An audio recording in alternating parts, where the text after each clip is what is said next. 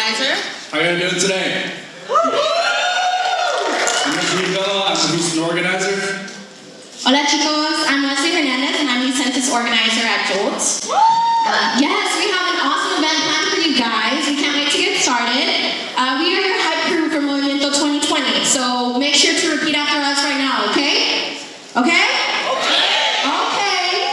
Okay, let's go. We are brown, black, and voting. We are brown, black, and voting. And we won't back down. And we won't back down. We are brown, black, and brilliant. We are brown, black, and brilliant. And we won't back down. And we won't back down. We are brown, black, and powerful. We are brown, black, and powerful. And we won't back down. We won't back down. Because we are Texas. We are Texas. Woo! Yes. If you are a first-time voter in this building, make some noise. I cannot hear you. If you are a first-time voter, make some noise. Okay, the future is female and she's a Latina. Woman, make some noise! All right, everybody, let's see who can make the most noise. Make some noise for climate justice. Make some noise for immigration reform!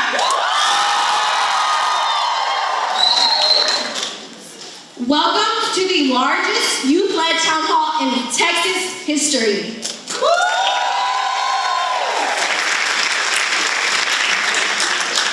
Millennial voters are now the largest eligible bloc in the country. So you are going to change the next presidential election. Let me hear it. Latinas are leading the way. Shout out to Latina women who are voting their Latino counterparts and non-Latino female counterparts. The future is bright and it belongs to us.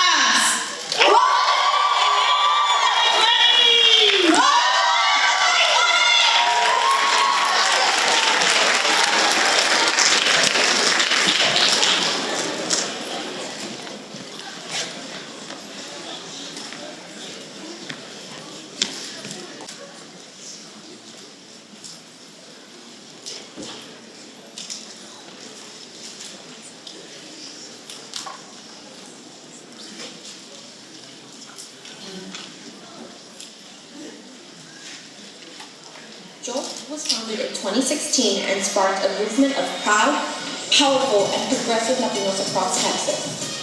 Together, we fight against the rising xenophobia and discriminatory policies. What are we fighting for? For our health, for our bodies, for our neighborhoods, for our planet, for our education, for our safety, for our equality, for our fair wages, for our dreamers, for our families. By 2022, Latinos will be the largest ethnic group in Texas. Today, there are 11 million Latinos in Texas, and together, we have the power to transform our state. This moment in history belongs to us.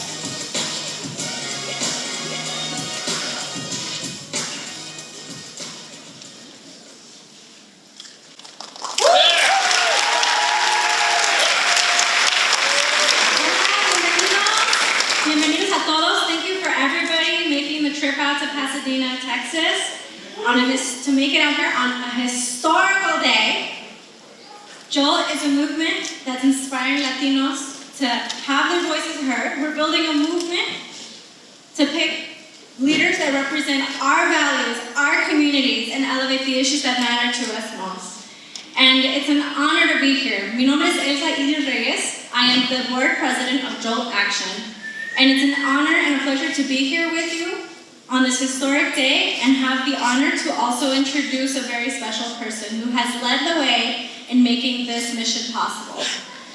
Everybody give a round of applause for Antonio Arellano, our intern.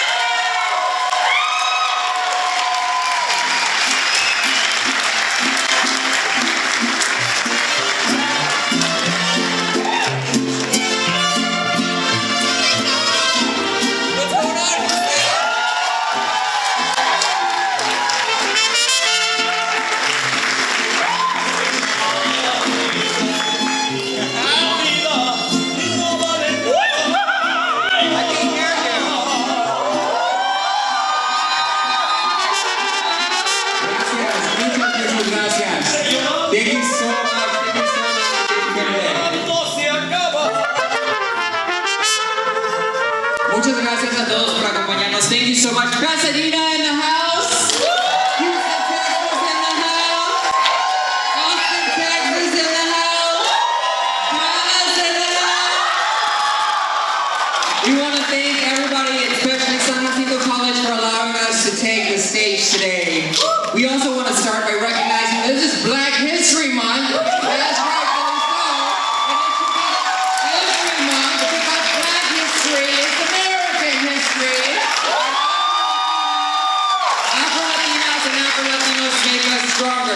These beautiful quinceañeras are part of our innovation of civic engagement.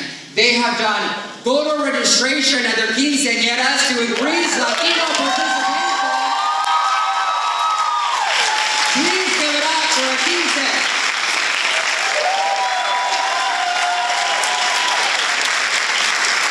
Keep it going, keep it going, keep it going.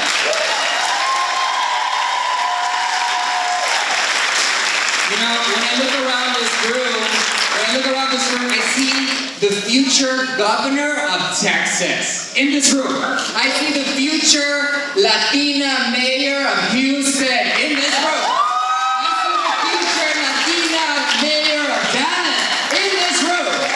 I see the future United States Senator of Texas in this room. My name is Antonio Arellano, and I want you to join our Movimiento, a movement fighting for our democracy. Hermanos y hermanas, in this moment in history, we must take action! Amigos, los que podemos votar, debemos votar para defender a nuestras familias. When our community does not vote, policies fail to address the needs, favoring instead those who already have power and resources. This is a fundamental driver of inequality. Your votes can break that cycle. You must join this fight for climate change, for affordable health care, for comprehensive immigration reform, for criminal justice, for LGBTQ equality. Today we will break down the myths and destroy the lies that seek to limit our future. For our sake, for your sake, and for the sake of all the young and beautifully diverse people who have been oppressed, under-resourced, and taken for granted. From the Rodrigos y Luises to the Lucilas y Glorias and everyone in between, our movement at Jolt of 15,000 proud, powerful, and progressive Latinos and Latinas are fighting to transform Texas. In a state where we, Latinos, are the majority, we are treated like second-class people. Today, in Pasadena, Texas, we say enough. Texas is big and powerful. 29 million people, second largest economy in the country, 38 electoral votes, 36 congressional seats. This moment belongs to us.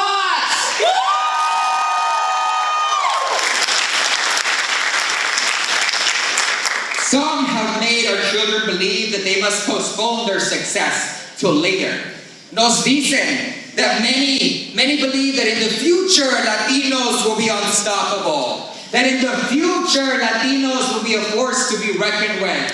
That in the future Latinos will be great. Well, I am here today to tell you that the future has arrived. We refuse to wait any longer to be brown, black, and brilliant. Those who are in control of our country are afraid of your power, and they should be very afraid. Because we are going to take ownership of this country, a country that equally belongs to us as much as anybody else. The whole nation is watching us, and Texans must take action. I can feel the change coming, and I'm excited about the opportunity we have to make history together. I've been traveling the state, talking to people from both political parties that have been ignored and overlooked. And I can tell you that they are ready for big, systemic change.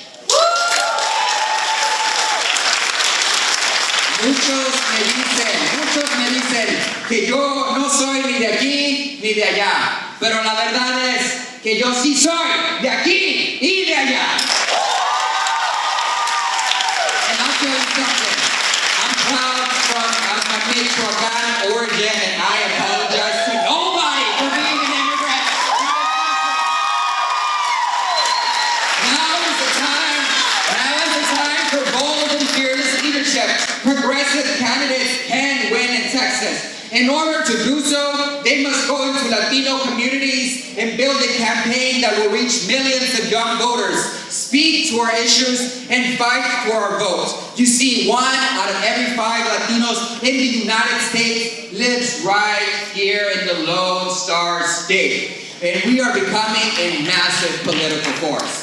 Any candidate who wants to win big in Texas must prioritize Latinos and start listening and fighting for our community. This is more than just a contest between Republican and Democratic parties. It is a contest between the contented and the concerned, between those who wish to stand still and those who wish to move ahead. In Texas, we do big things, and that's why at Jolt, we're ambitiously working towards building a movement that will transform our state. I believe that the architects of the solutions to our biggest problems reside within our historically under-resourced and underrepresented communities. It's time to allow Latinos to lead. So let me ask you this. Are you ready to lead? Welcome to the future of Texas politics!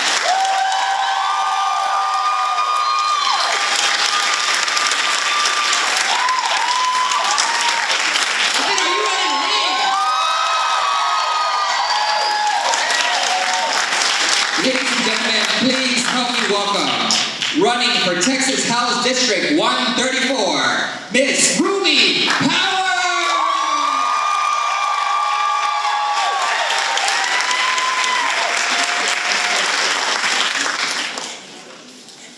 Perfect. So we're gonna get right to it.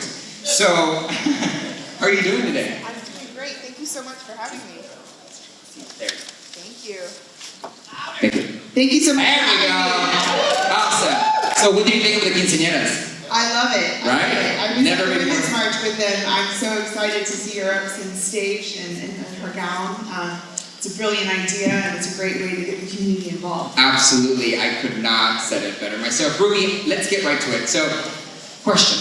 Do you support the Medicaid expansion under the Affordable Care Act for Texas? I sure do, and I came from a healthcare forum for my race. If we were to expand Medicaid, which we're one of only 14 states that have chosen not to do so, we would be able to increase the amount of insured Texans by with 1.5 million more Texans. And we need to do that. People are dying. We have the highest number of uninsured Texans, adults, children, and 1 in 4 of women in childbearing age do not have insurance. But unfortunately, not only do we need to expand Medicaid, and my incumbent didn't vote to expand it, which is part of the reason why I'm running, but also the future of the Affordable Care Act is at risk, and that is another great concern of mine. Absolutely. So it's a yes. Yes. Thank you so much. And now at Jolt, we like to give the power to young voters. And so to represent the voice of young voters in Texas, we have Victor Ibarra, member of Jolt's Houston Citywide Chapter, and Esmeralda Hernandez, member of Jolt's Austin Citywide Chapter. Please give it up for them.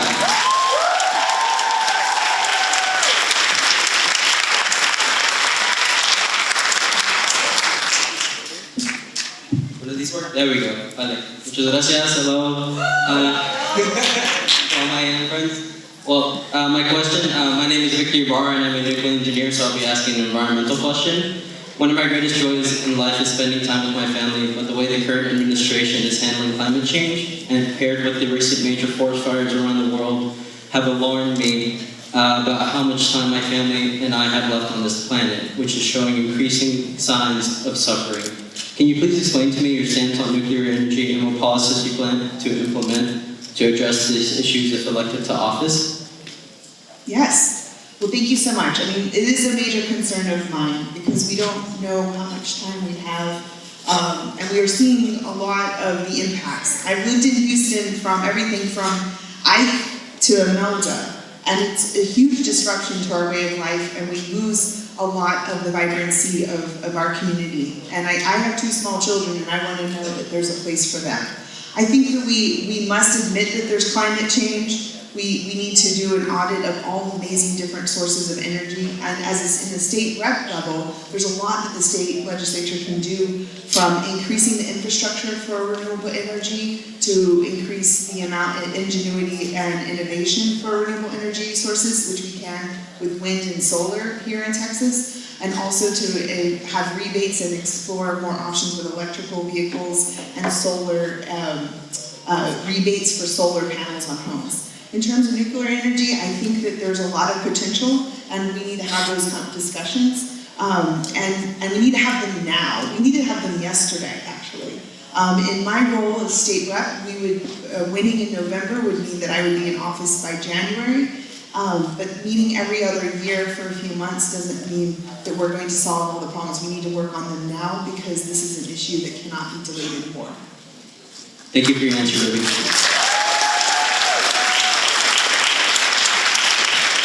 Hola. Hi, my name is Esmeralda Hernandez, and I'm a dual also volunteer, substitute teacher, and grad student studying education. So education is really important to me. The harsh reality for many of the students I work with, most of which were students of color from impoverished and marginalized communities, are at a severe disadvantage compared to their white counterparts due to inadequate funding, resources, and support, as well as a lack of representation and subjection to the school prison pipeline. I believe there are very clear systemic reasons as to why these issues exist. What will you do, if elected, to address these issues and ensure equality and equitable education for marginalized students? Thank you for that. You know, it resonates so much with my life, having grown up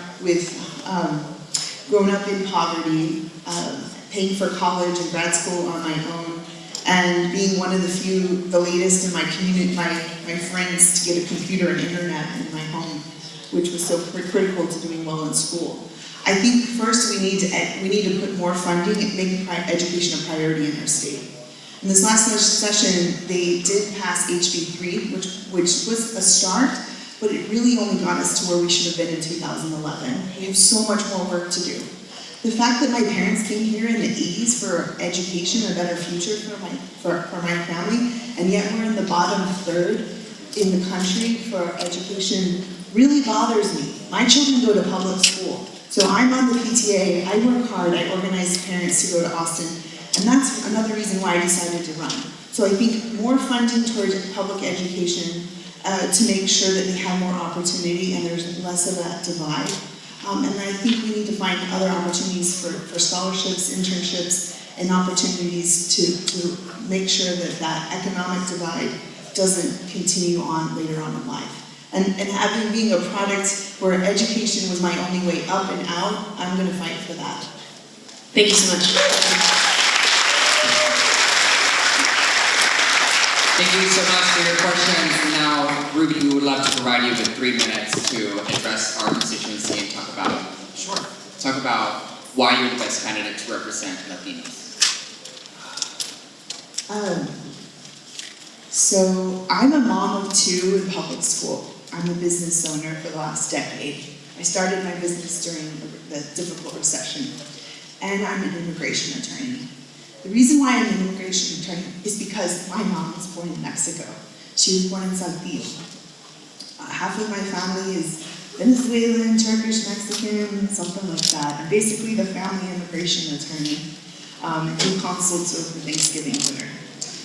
I identify being as a child of a Mexican immigrant and being Mexican myself with the Latinos. And I'm so glad to see this room filled with so much energy and the future. When I heard the mariachis, I knew I was amongst my people on my way into the auditorium today. I'm running because we need to prepare for a Texas that is ready for all our neighbors feel safe. We need to make sure we have gun safety laws, like background checks for all gun sales, as well as red flag laws, and increase proper education of gun storage. I also want to make sure that we can repeal all of SB 4. My incumbent co-sponsored SB 4. I went to Austin and testified against that bill, where we have to show me your papers and everyone feels unsafe. There's rife with racial profiling, and I see this on a regular day with my friends and my clients, and I hate that that's happening here in our community. I want a Texas that works for everyone. We can have work, paid medical, and family leave. But you don't have to choose between your job and taking care of a sick family member, or if you decide to have a child. I had to start my own business just because I need to find a place where I can have a family and have a profession. And we need a Texas that's ready for the future, that's going to put a priority on education. Here we are at a wonderful college and a place of learning, and this is a premium. This is very important for our future democracy. But also, we need to be talking about climate change. So I'm really fitting to have both of those questions be related to the future, and we need to make those changes now. I've been a fighter. I grew up for the humble upbringing, a multicultural upbringing. I've been in Texas since the 80s. I've lived in my district for 12 years. I'm going to continue to fight. And I'm the best candidate to represent Latinos and the future of Texas. Who's ready to flip the Texas power? Thank you so much. Ruby Powers, District 134.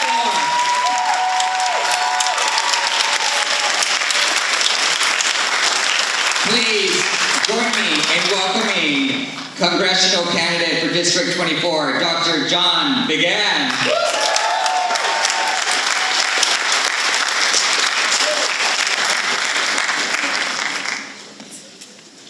So, there's a lot going on. We just heard about education, and a lot of the students in here are probably dealing with student debt. Do you support a federal student debt loan forgiveness, and what can Texas begin to do to rectify student debt? Yeah, so I feel all of your pain. I have about $60,000 worth of student loan debt myself, and I racked that up going to a wonderful state school right here in Texas. It is something that holds all of us back. It holds us back from buying a house. It holds us back from buying a car. We've got to do something about that. So some form of student debt, either expanding some of the programs that we have out there or making them actually work. We have some programs to forgive student loan debt if you go and work for nonprofits, for example, right now. But those are not really being implemented. In fact, Betsy DeVos has basically made it impossible, even if you've done the work, to get that. So some sort of forgiveness in that way, I would fully support. The other thing we need to do, though, is start bringing down the cost in the first place. So for all of the people who are coming up right now, or all of you who are in this room who are studying at the moment, we've got to do something to help you out too. And we've got to look at all the costs, not just tuition. But I teach at a community college. I love community colleges. And one of the biggest struggles that a lot of my students have is they have kids of their own. And finding childcare, affordable childcare, is a huge, huge issue. It can cost them twice as much as their tuition, their books, and everything. So what we're proposing, our campaign specifically is proposing universal on-campus childcare at every single community college in the nation, including Texas. And then expanding out to public universities. And I actually oversaw a project like that at the University of Texas at Arlington, go Mavs. Where we had it, it was great, it was fantastic, and I get asked, how do you pay for it? It's going to cost us more in the long run not to help people get their education than it will to do it right now. So that's what we're pushing for. Thank you so much for your answer. And now, staying true to our purpose, let's welcome Audrey Hitchman, member of Jolt's UT Austin chapter, and Brittany Soto, member of Jolt's Canyon High School in New Braunfels.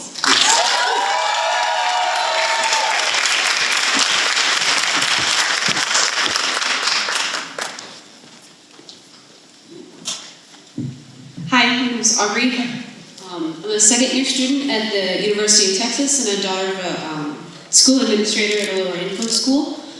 So when my mom was a teacher, I would often help her set up the classroom, and I've witnessed the negative impact of underfunding that it has had on the quality of education for lower income students, especially students of color. And I've had friends who've encountered homelessness, and their only reliable source of food is their school lunch during the day.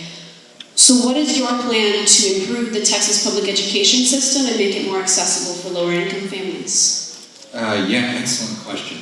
So I've taught for a while myself. Like I said, most of it's been at community colleges, some at the high school level as well. My wife is a public school teacher at the most diverse school in Texas, in the Dallas-Fort Worth area there.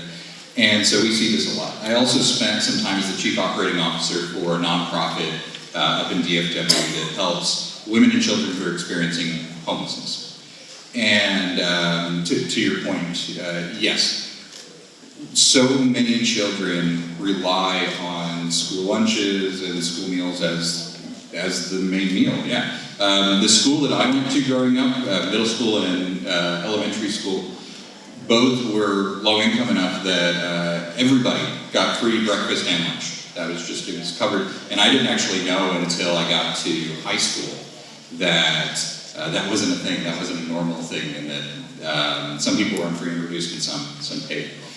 So what we're kind of pushing for here is I believe that every meal at a school should be part of the educational package. I think that breakfast and lunch at schools should be free. I think that would simplify the process. Then you don't have kids who are, they're eating one lunch every year because they didn't have any money in their account, and so everybody knows, and we've got the lunch shaming going on. So we are really pushing to make sure that every child gets a great breakfast, lunch at their schools. And they're gonna learn well too, right? You don't think well when you're hungry. So you gotta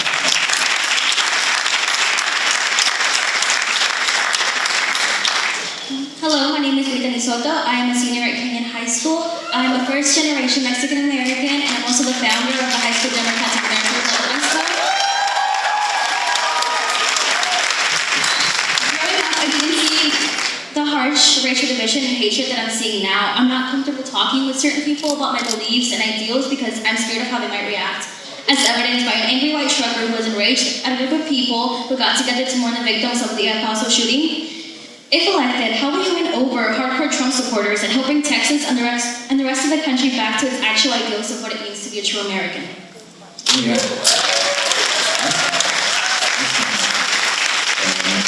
And I'm glad, so you brought up the El Paso shooting. I grew up in El Paso, and I remember watching the aftermath of that on TV and thinking, those are places I used to go to eat. That's a movie theater that I went to watch a certain movie, and then spending the day making sure that everybody that I knew that was still back in El Paso was okay. Unfortunately, everybody I knew was okay, but it was an absolutely tragic event. How do we bring over Trump supporters, or how do we bring over maybe disaffected Republicans or some independents who, yeah, they like low taxes, but this hate and bigotry is finally the step too far? I think that the way that we do this, the way we've approached it in our campaign is, I'm a scientist by training. I'm a neuroscientist. I'd actually be the first neuroscientist in the history of Congress. And so what we talk about evidence-based policies. And we say, look, at the end of the day, we can probably agree on some goals. We probably can agree that a good economy with good jobs is a positive thing. Education generally is, a positive thing. We might have different ideas on how to get there, but we can start with those goals. And then from there, since I'm more focused on evidence than ideology, I say, look, if you are that confident that your way is the best way of solving this problem and getting this thing done, then you should have no problem with me being there, because you can show me your evidence, and if yours works better than mine, then I will gladly do that. Now, the reason why I'm a Democrat is because generally the evidence supports the kind of ideals that we're pushing for, but that's one of the things that has really brought people in and has resonated. Thank you. Thank you so much for your questions. Please give that one more time. That will give you 3 minutes to address the crowd and let them know why you're the best candidate to support us. Sure. So thank you so much for coming out today. I greatly appreciate it. This is so inspiring to see everybody who's here, who's giving up their Saturday, who's out fighting a good fight. So like I said, I'm a scientist, and one of the reasons why I like science is because science is all about hope. It's about trying new things. It's about breaking down barriers, tearing down walls, and making dreams reality. And I think hope is something that we're kind of missing at the moment. Every day is an onslaught of more fear and hate. And fear and hate, it makes us go and hide in the past. And what we want to do is to move to the future, and I think hope gets us there. And I want to tell you just a brief story about a time where there was some darkness, but then there was some hope. 3 years ago, my wife and I made a really big mistake. It was October of 2016, and if you remember October of 2016, it was a happy time. And we got really happy, and we decided to request tickets to the inauguration. Yeah, and we got them. And so, very long story short, we did end up going. We decided, it's going to be historic. And for us and the 5 other people who were there, it was historic. It was an historic, hate-filled event. As bad as it was to watch it on TV, it was even worse to be there. But like I said, the story's about hope. The next day was the Women's March. Yeah. And so my wife and I, we start walking over to the mall so that we can, be part of the march, and you see a few people here, you see a few people there, and then there's more and more, and lots of pink hats, and it's great. And we got there, and there were tons of people in front of us. We were early, but there were still just so many people who were excited, and they were there. And then more and more just flooded in behind us, and it got to the point you couldn't even move. It was just such a wonderful experience, and yes, everybody was there in some ways to protest against Trump, but really they were there with hope to protest for our future. A future where women control their own bodies. A future where nobody goes bankrupt because of medical debt. A future where education is attainable and affordable for everybody. A future where we have clean air and clean water. And a future where we celebrate our diversity. And we reach to the stars and we lay it all out there, because that's what hope does. It lets us take chances and try something new and know that even if we fail, even if there's a great chance we're going to fail, if we succeed, it's going to be great and it's going to change the world. And so that is what we're trying to do here. And I appreciate your support. Thank you so much. Thank you so much. Congressional District 24, Dr. Higgins. Please help me welcome to the stage our next candidate for Congressional District 10, Mike Siegel.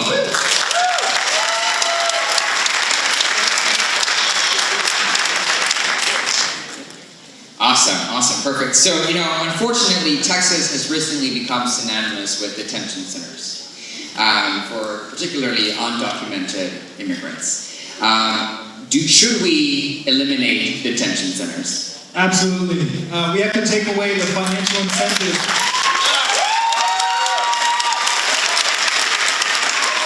The idea that people are profiting from locking up immigrants, women who've been separated from their children, folks who are seeking a better life is absolutely obscene. And we have to take away the profit incentive to lock up more people.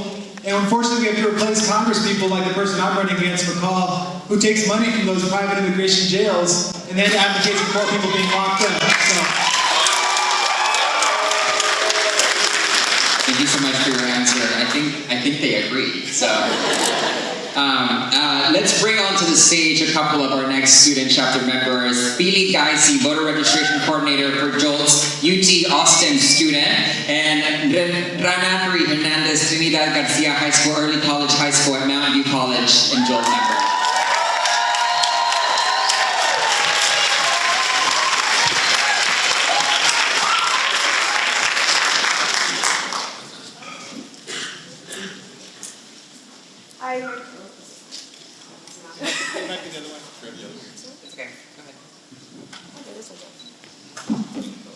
Hi, my name is Keely. I go to UT Austin. I'm a graduating senior, and my major is in public health. Thank you.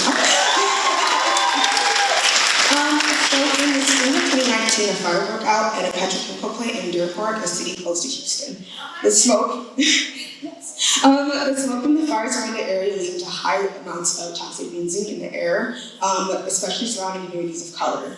If elected to office, what would you do to strengthen state legislation to protect communities of color from environmental injustice and the health of some communities? Right on. So one of the biggest tragedies of the current administration is that they don't believe in science, and they don't believe that we should have an environmental protection agency. And so we have so much to do. I mean, the idea that the frontline communities here in Pasadena and Deer Park are having to deal with this type of pollution is absolutely obscene. I support what's called the Green New Deal, right? And the idea that we have to confront climate change now, and actually we have to take on two problems at once: massive inequality of wealth, and also the destruction of our planet. And so that means we have to use the money of the federal government to create millions of good new jobs, building a renewable future. And at the same time, we need to get the fossil fuel money out of our political system so these folks aren't buying and selling our elected officials. And so what I would love to do is to invest in relocating these facilities, making sure that the affected communities get those jobs to clean up these sites and create something new that's healthy and that's going to put people to work building a sustainable future.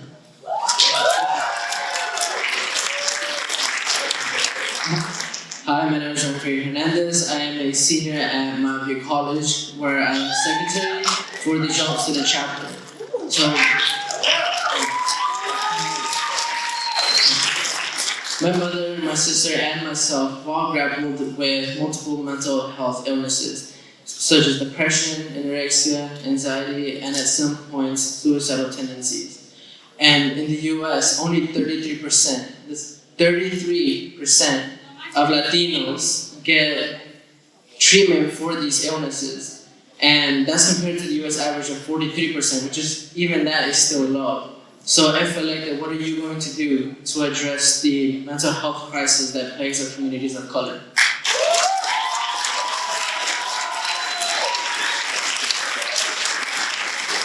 First of all, I want to thank you for sharing your story, because by being public and sharing the truth of what you've experienced and your family's experienced, it takes away the stigma and it gives all of us a space to talk about this. So thank you for your courage in bringing this up.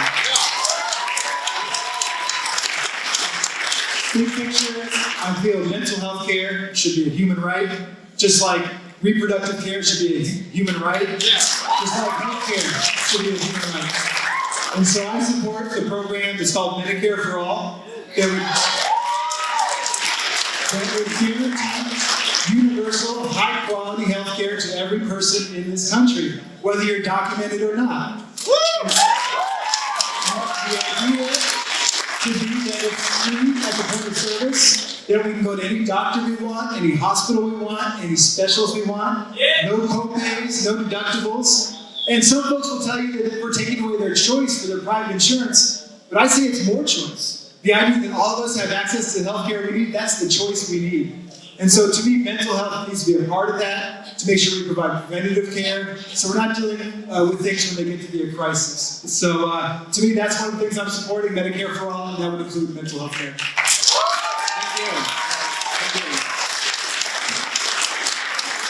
Thank you.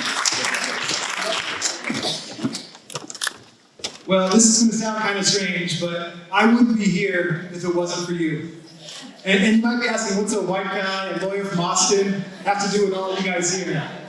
But for me, my entry into Texas politics was when I was the city attorney for the city of Austin a few years ago, and I heard about something called Senate Bill 4. And I was there at a time when Jolt and Workers' Defense Project and some of the organizations, United We Dream and others, had convinced the city of Austin to stand up to fight Senate Bill 4.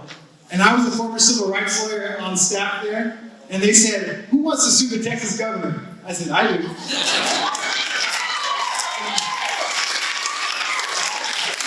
So I was the lead lawyer for the city of Austin, but it didn't stop there, because of all the work that you did to convince every big city in Texas to join together to sue the state of Texas to stop SB 4.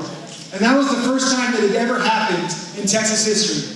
When in El Paso, San Antonio, Houston, Dallas, and Austin, numerous counties, small towns at the border all joined together to stand up for our immigrant community, to stand up for dignity and human rights.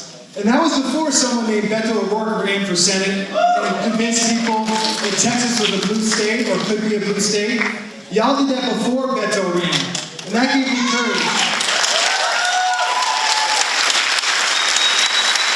That gave me courage to I ran for Congress in 2018 against the wealthiest member of Congress, this guy McCall, who co-wrote the Muslim ban, who allowed family separation to happen when he was the chairman of Homeland Security, and gave me courage. In my campaign last cycle, we mobilized over 1,000 volunteers. We took on one of the wealthiest members of Congress, and we turned what was a safe Republican seat into what is in 2020 a national battleground district, and we could finish the job in 2020.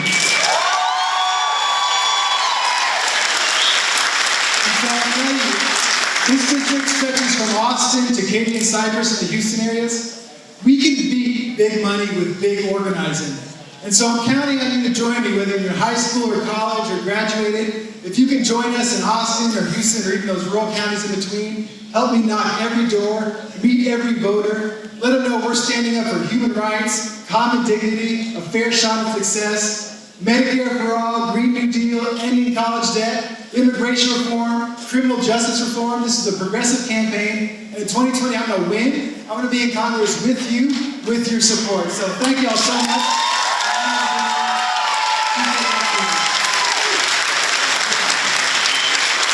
Let's keep it going, please, for Mike Siegel, Congressional District 10. And now, as you may have heard, there's also a presidential race happening at this time. And we have a representative here that will be talking on behalf of one of the presidential candidates. She is a change maker with 15 years of experience in creating and building sustainable social justice movements. She has offered a diverse background in leadership development and training, institution building, and strategic planning to run and win issued campaign bases for communities. She also founded United We Dream. Ladies and gentlemen, Julieta Garibay.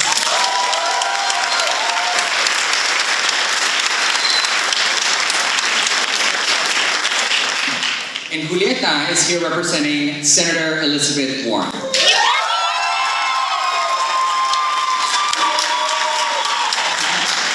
Thank you so much for being here. Emoción, y'all are really excited. I'm happy to hear it. Yes. So let's get right to it.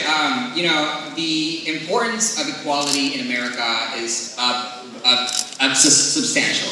So how does Senator Warren's campaign address the attacks on transgender women, on LGBTQ individuals, and what are we doing to rectify this problem? Yeah, I think one of the main reasons that why Warren is the best candidate is because she's actually looking at it from a generational racial injustices. She's actually tackling the systemic discrimination of LGBTQ folks, of many people of color.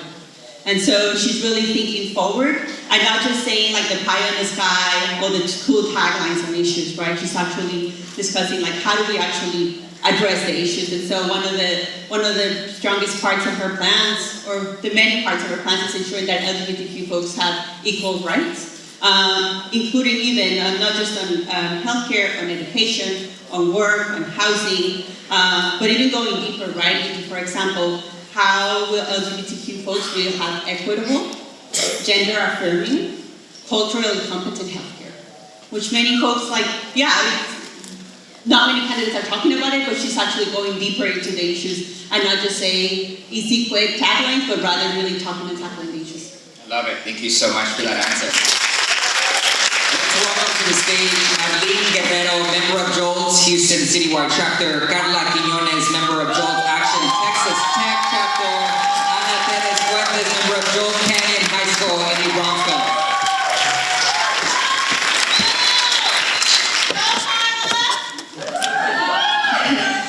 Hi, I'm Marlene Guerrero and I work in disaster relief here in Houston.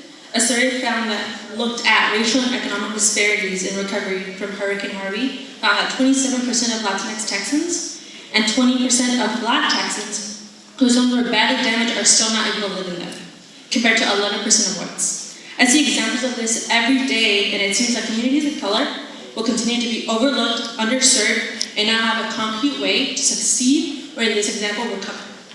As communities of color continue to grow, potentially becoming even more vulnerable, how will your and Elizabeth Warren's address racial equity, ensuring that policies are mindful of the needs of people of color?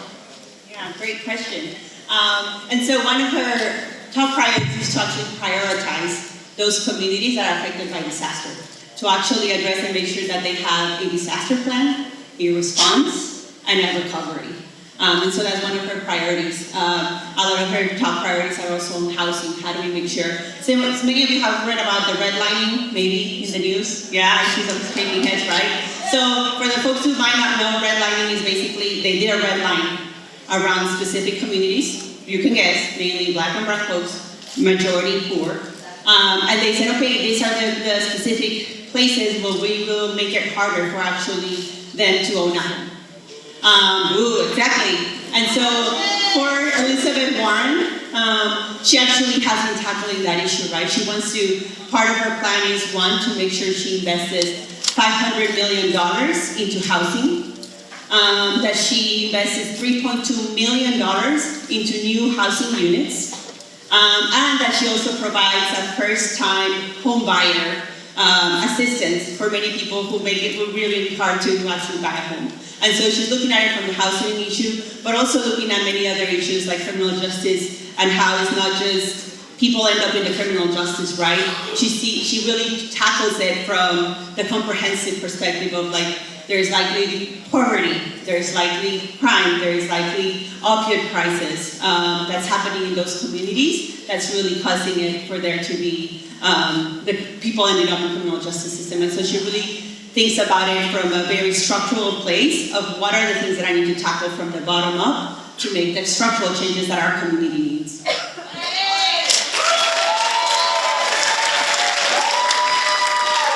Hi, my name is Carla Quiñones.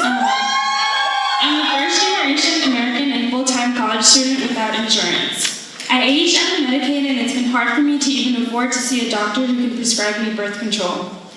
I'm paying for my monthly birth control behind my parents' back because it's culturally stigmatized. With teen pregnancies still prevalent among communities of color due to lack of resources, how will you protect reproductive education and rights to ensure its accessibility to all? I love this question. Yes, someone said no manches. I completely agree, and that's why I support Elizabeth Warren. She wants to make sure that our rights are our rights. That no one in Congress, no man decides in the White House what our rights and what our choices in our bodies are. And so, for example, she will definitely make sure that she's protecting the Roe v. Wade, right, to make sure that we have access to abortions, safe access to abortions. She's also, she wants to repeal the Hyde Amendment. So the Hyde Amendment basically says that the federal government cannot provide funding for abortion access. And so those are some of her priorities, right, that she's completely has said, like, I will stand on these issues. And in the healthcare part, she knows that there's 87 million people in America that don't even have health insurance. She knows, like, she knows, like you, there's 37 million people that can't even afford to fill their prescriptions. And I'm sure many of you, your families are affected by this. Is that right? Yes. And so part of her plan is to ensure that there is access to Medicare for all, ensuring that from her first 100 days, she actually starts providing that, and that within the Medicare for all, at least it will be free for 135 million families with kids that have 18 years or younger, and families that earn less than $50,000. And so she's one of the candidates, I think one of the only ones that actually comes from a working family. She knows what it's like to have to work 2 or 3 jobs to be able to at least provide the bare minimum to your family.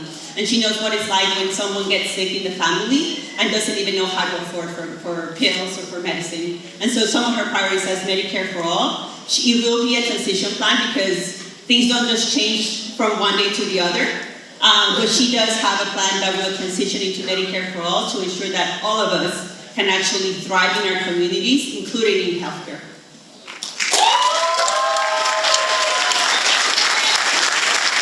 Hello, my name is Ana Fuentes, and I am a senior at Kenyon High School, and I am a first-generation Mexican American. Following the 2016 election, some of my family members who are not U.S. citizens were afraid to go out in public due to fear of losing their entire livelihood and, consequences that will ultimately affect their future in this country. If elected, what will the plan be to eradicate the fear that the immigrant community faces daily, and how will Elizabeth Warren overturn the harsh policies that have been implemented by the Trump administration? That question. Yo soy orgullosamente mexicana, inmigrante, and I live 20 plus years of my life undocumented. And I have no idea what it's like to be undocumented under a Trump administration. But I'm almost certain that it must fucking suck. And I'm apologizing for my language, but it must, right? How do you go from this president who's vilifying us every single day, who yesterday, there was, I don't know if you all saw, there was an article that he's actually going to send an elite force from CBP to go into sanctuary cities. And so that's a great question that really touches me personally. And part of her plan is a multi-pronged plan, right? She's not just like, oh, I'm going to do comprehensive immigration reform. No, she's not about those taglines. She goes deep into the issues. So one, yes, she will provide a pathway to citizenship that's accessible for all undocumented folks in this country. And yes, she will reinstate DACA and TPS because she knows this program has been working. And she takes it a step farther, right? She knows there has been the criminalization of Black and brown and immigrant folks in this country way before Trump, and now it's just gotten worse. Do you agree? And so part of her plan is to make sure that law enforcement and immigration agents are actually separated, right? So programs like 287G and secure communities that have ripped apart our families are actually gone. She wants to make sure that private prison and detention centers are gone because she does not believe that our families should be in cages or that families should be separated. She also wants to reconstruct CBP and ICE, right? We've seen how this administration has actually gone at even getting rid of records of civil and human rights violations by CBP and ICE. And she's taking it harder to actually say, no, we're gonna have an accountability, we're gonna do an independent task force to make sure that the civil rights violations, one, are investigated, one, people have actually due process, and we get rid of those kind of agencies that are not helping our communities. Ladies and gentlemen, please give it up for the Elizabeth Warren campaign and Julieta Galilay.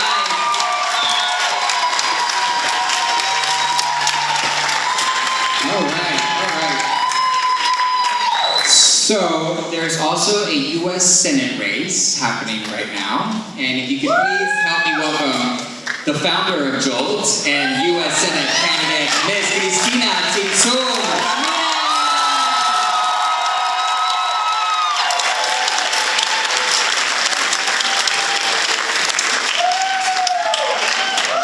All right, Cristina. Okay, first off, it's really nice to be home with Jolt, so thank you all.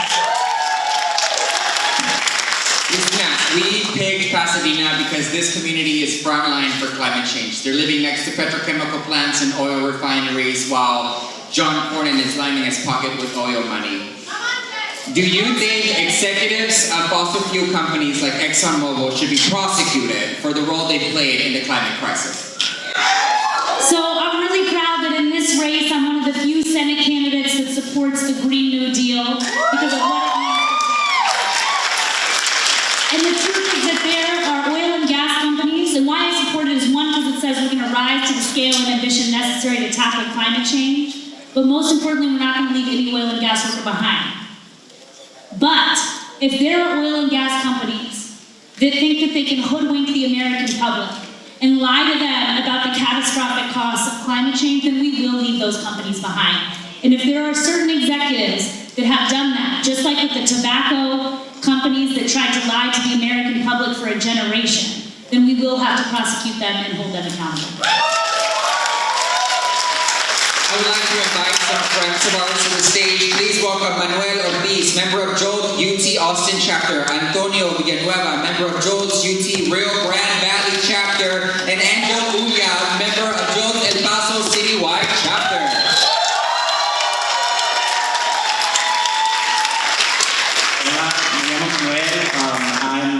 son of two immigrants from Mexico. Both of them left their homes and before they even finished school to come to the United States in search of a better life. And I'm proud to be a first-generation college student at UT. And I've had friends and family that have risked their lives to cross the border to come to the United States because this is the only option they have. And luckily, they haven't been part of the estimated 10,000 lives that have been lost ever since like 2 decades ago they put up physical barriers at the border. And I'm just wondering, like, what reforms, what changes do you think need to be made so we can make sure that immigrants, refugees, asylum seekers, any displaced people at all don't have to put their lives on the line to come to the United States? So, I think like many families that are immigrant families, my mom's cousin died also crossing in the 70s and drowned, and we never saw him, and again, the impact that it had on our family growing up. So, I spent my first 10 years here in Texas leading and building Workers' Defense Project, organizing undocumented workers. And half of the people in the state who build our schools, our homes, our roadways are undocumented. So I saw up close the cost of an economic system that was willing to accept undocumented workers' labor, but not their full humanity. And so, on immigration, we're 1 in 3 Texans. How many of those people in this room are immigrants? How many people in this room are children of immigrants?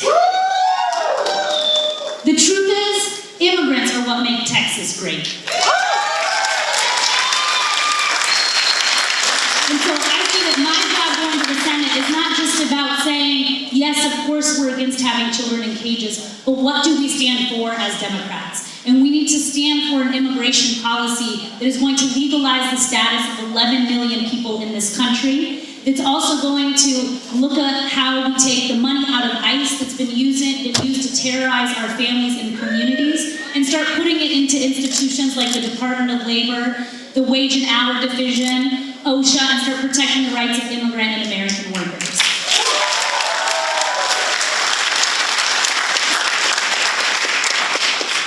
Is this the Hello, my name is Antonio Villanueva, and I attend the University of Texas, Rio Grande Valley.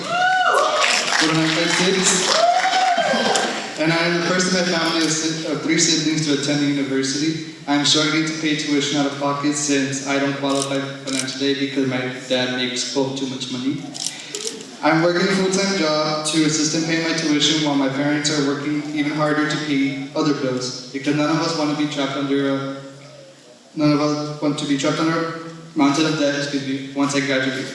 Can you share how you plan to address the student debt crisis if elected so that it doesn't spiral more out of control and discourages students of color from pursuing higher education? So I'm also proud to be one of the few candidates in this race that supports canceling student debt and making college tuition free.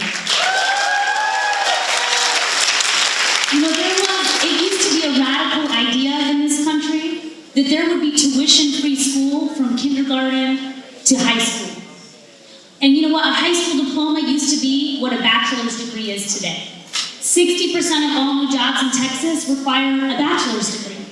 But if you look at the Latino population over age of 25, we don't get anywhere near that rate of having a bachelor's degree. So the basic, most common sense thing we can do is make sure that college is tuition free. It's one of the best investments we can make as a country, and our best assets are people.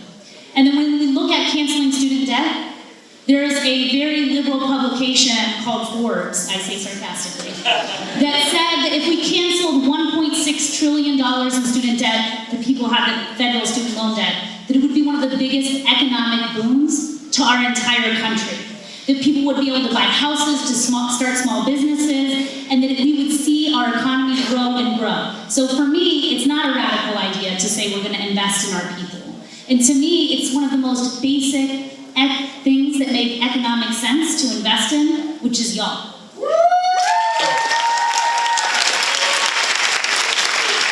Hello, hi, my name is Angel Ulloa, which is the proper pronunciation. I've just graduated from UT Austin. Congratulations. And I moved back to my hometown of El Paso about a year ago JP Morgan Chase Bank has recently moved forward in their efforts in buying El Paso Electric, which would privatize their city's electricity and cause adverse effects on our economy. Similar situations have impacted other areas like the Dallas-Fort Worth area, where an electricity buyout went bankrupt after 7 years. Many Texans feel like our local governments have failed to protect us from the negative impact of privatized electricity and exploitation. How would you tackle these issues at a federal level if elected? So one of the things that we need to do that's really important with the Green New Deal is that we need to make sure that we have smart energy for the future, that we're transitioning in a way that also lowers prices for energy and invests in things like solar and wind energy. What you're talking about is a really important issue at the local level, but I know what I can do at the federal level is fight for investment to position Texas to be a leader. Right now, we're already the largest wind producing energy state in the country. I want to make us the largest solar energy producing state in the country. And then I want to create millions of good green jobs, and I want to have an energy system that is invested in good job creation, invested in our health and our communities. And for me, that one of the best ways I can do that is by supporting the Green New Deal. Okay, I have to say something. El Paso gets 297 days of sunshine each year, so we should be the pioneers for solar electricity because we are the sunniest city in Texas, so hopefully we can move towards that soon. So thanks. Let's give it up one more time. All right, Christina, 3 minutes to make your case. Why should we elect you the next U.S. Senator? So first off, I want to thank all of you so much. It's been a little over 3 years from when I found Jolt at my kitchen table when I was 6 months pregnant, and it was the week after the 2016 election, and I cried and cried after Trump won. How many people cried? And I felt so scared for my family and community, but I thought the best way to fight back against the politics of hate was organizing the power of young Latinos to change Texas and the rest of the country. And the very idea that I am standing here to not just become Texas's next senator, but Texas's first Latina U.S. senator, what's going to get me over the finish line is the power of young Latino voters, the power of people that are used to being discounted and underestimated, and we're going to prove them wrong in 2020.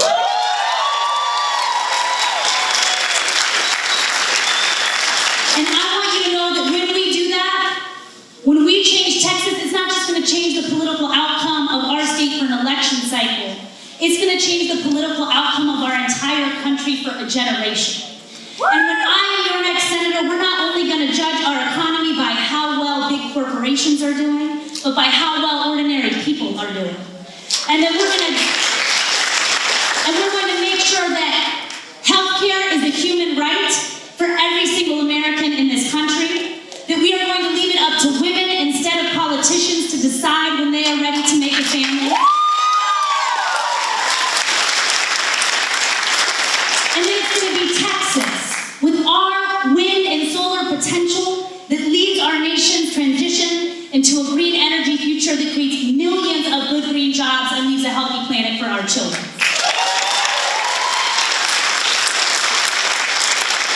So while some people may look at what's happening in Washington and feel discouraged, I want you to know that I don't feel discouraged, I feel motivated, because we got Republicans shaking in their boots in the state, y'all.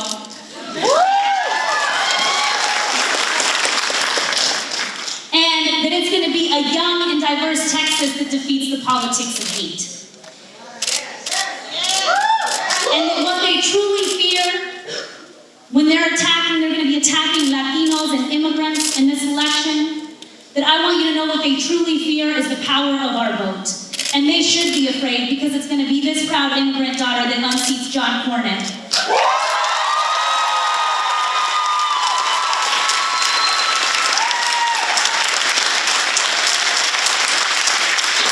And then as Latinos, some elected officials are going to learn, as they've learned across this state when they thought that they could target us and even break our families apart without any consequences. When they lost their elections, when Jolt went and mobilized voters in Dallas, they learned that as Latinos, nothing matters to us more than our families. Y si vienen por nuestras familias, que nosotros vamos a venir por ellos. If you come for our families, we will come for you and vote you out of office. So know this, that we have a special message to send as Latinos and progressives in 2020. Not just in my race with John Cornyn, but all the way up to the White House and Donald Trump, and any of his supporters that want to take us backwards as a country and cling to the past, that we can tell them that they can have it, but the future belongs to us.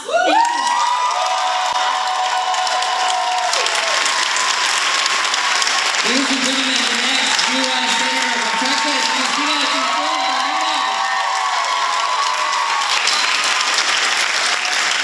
How's everybody feeling? Everybody all right? All right, let's keep it going. We have a very special message, video message from a U.S. presidential candidate. Ladies and gentlemen, Ms. Amy Klobuchar.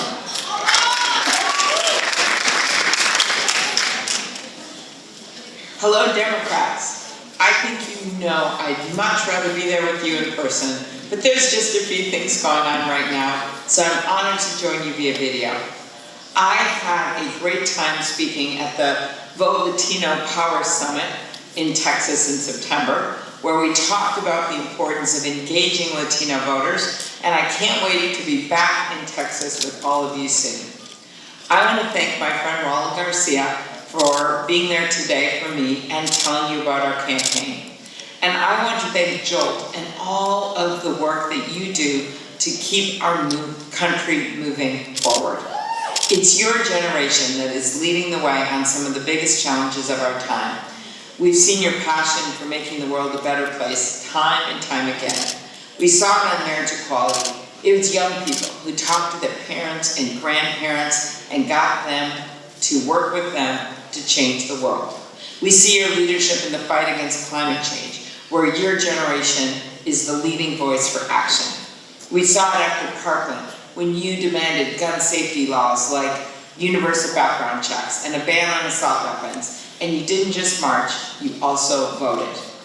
And when Donald Trump goes after immigrants, goes after people of color, and anyone who doesn't agree with him, you are standing up and fighting back. Why? Well, for starters, your generation is the most diverse and the most globally minded generation of any in the history of America. You care about the world around you. You care about each other. And now it's time to organize.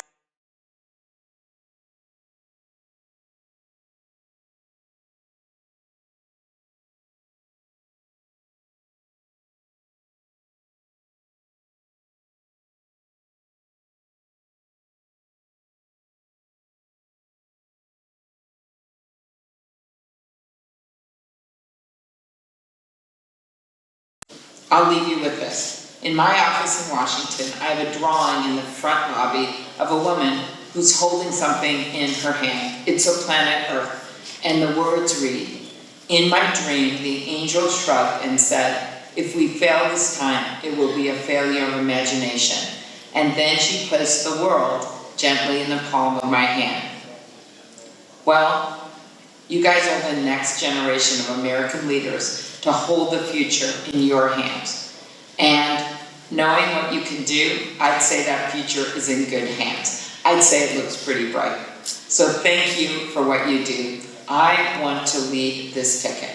I would love your help and your vote so that I can work side by side with all of you. Let's get to work. Remember that what unites us is so much bigger than what divides us. That's how we beat Donald Trump. That's how we win in 2020. Thanks.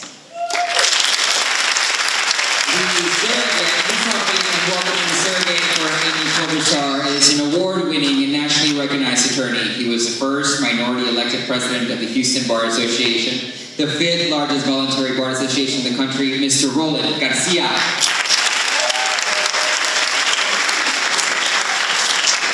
Thank you for inviting me. Absolutely. So, across the country, and here in Texas it's no different, we are seeing mass incarceration take a toll, specifically on brown and black bodies.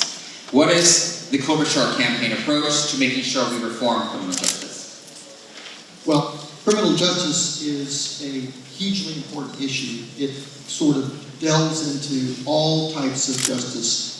Justice in healthcare, justice in immigration, justice in all facets.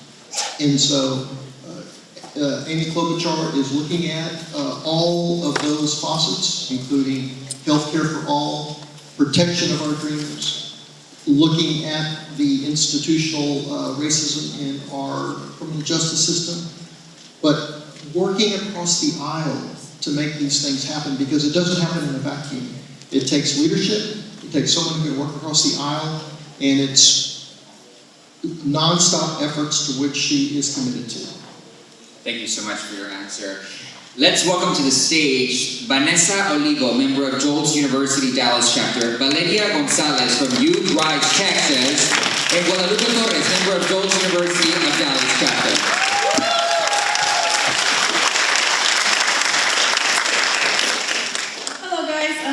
Vanessa Olivo. I'm a first-generation college student studying American politics and secondary education, and in the summers I work as a teacher fellow. So in the past 5 years, there have been about 140 school shootings, and this plethora of mass shootings has caused me to have reoccurring nightmares and a sense of insecurity that I can't take off, especially as a woman of color. Both as a teacher and a student, I often fear that I am risking my life stepping into a school or a university, and I know that many other people feel the same way. What will Amy Klobuchar do if elected president to make sure schools have proper safety protocols in place and help ensure these vicious attacks don't continue to happen? That's a great question.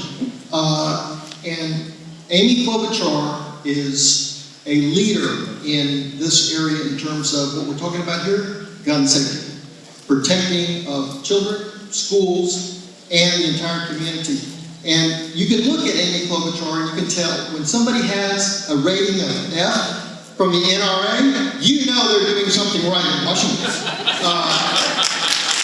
Amy Klobuchar has stood up to the gun lobby, and she will do so again.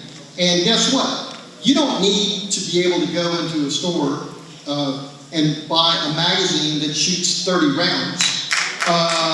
No. Amy Klobuchar is working on reducing the magazine count. She's working on reducing the proliferation of assault rifles and these bump stocks. You got to work to ban the bump stocks, because you can take a automatic, semi-automatic rifle, alter it to where it will shoot over 100 rounds in a minute. No, that's not right, and Amy Klobuchar is going to work to stop that, work with the schools, work with financial assistance, work with criminal justice reform, and make sure there's common sense background checks, so eliminate some of these atrocities, and of course work across the aisle.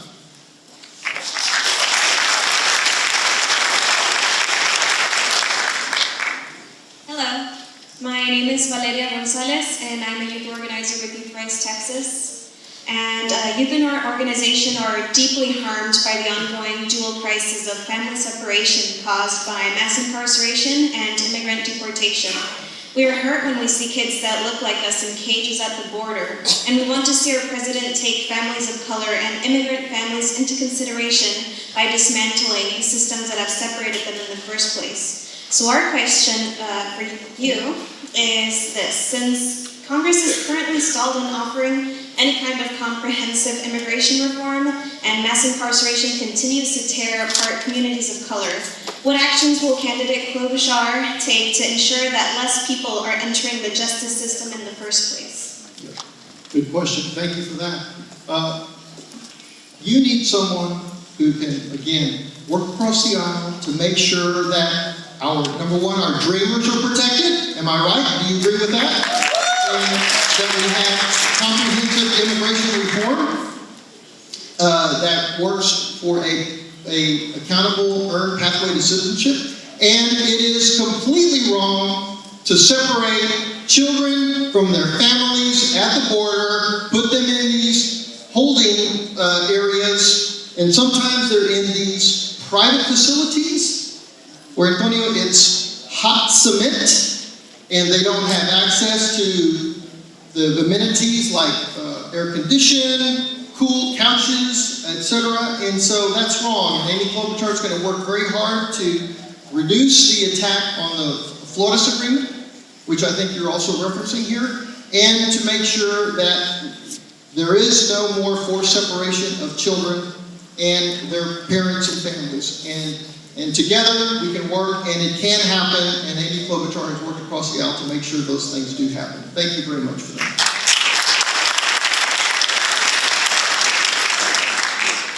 Hello, my name is Guadalupe Torres. I'm currently a junior politics major at the University of Dallas, and I'm a first-generation American and college student.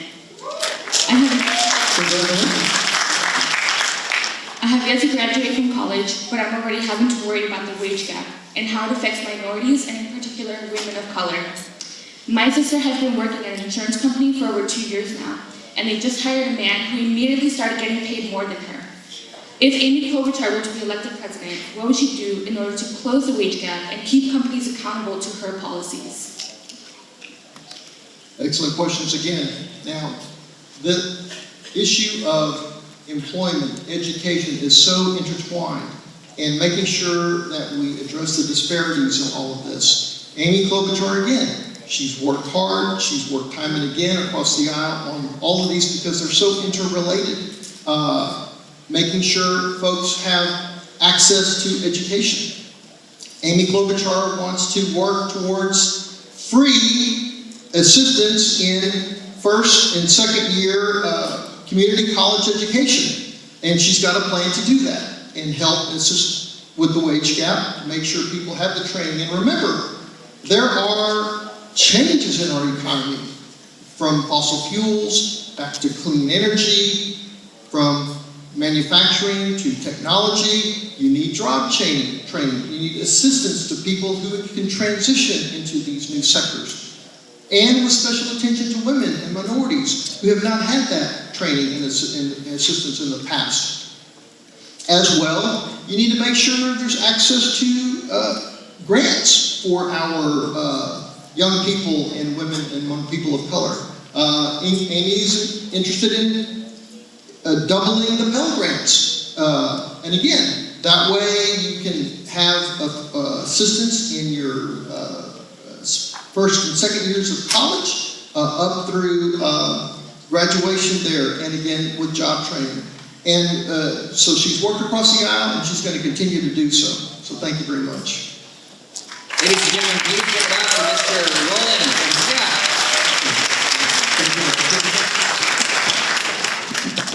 Now, do you want to take back the White House? Yeah. Okay, that's number one. Let me say this, my friends. I've worked with the community for many years, okay? We've all worked tirelessly. We have to take back the White House. We need someone who's a proven winner, who can win in red states, who can win in blue states, who can win with progressives, who can win with rural. And Amy Klobuchar has done it time and time again. She works across the aisle. She's the #1 senator in passing bills, working across the aisle. With 100 bills passed, even under this White House, she's been able to pass 30 bills. So if you want someone who's won every place, every time, in every race, bringing people together, making a difference, protecting our country for our community, please join me. Let's take back the White House and vote Amy Klobuchar for president. Thank you.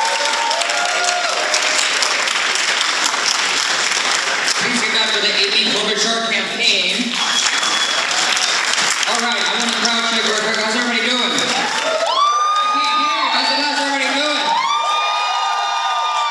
Okay, all right. You know, at Jolt, we recognize that getting out the vote is incredibly important, and Super Tuesday is just 3 days away. Early voting starts on February 18th. Who's ready to vote? We also recognize that voting is not the only way that we win resources and representation. There's another thing that's happening this year, and it's the census. We have a once in once-in-a-decade opportunity to win back our community the resources and representation we deserve. And this year, in Texas, Jolt Initiative, our sister organization, is fighting, and we have one goal: to get the largest percentage of Latino census takers in Texas history. We want to make sure that there's an accurate count, and we're doing it by making sure that everybody recognizes the power and potential Latinos have. Here's a short message from our organization to you.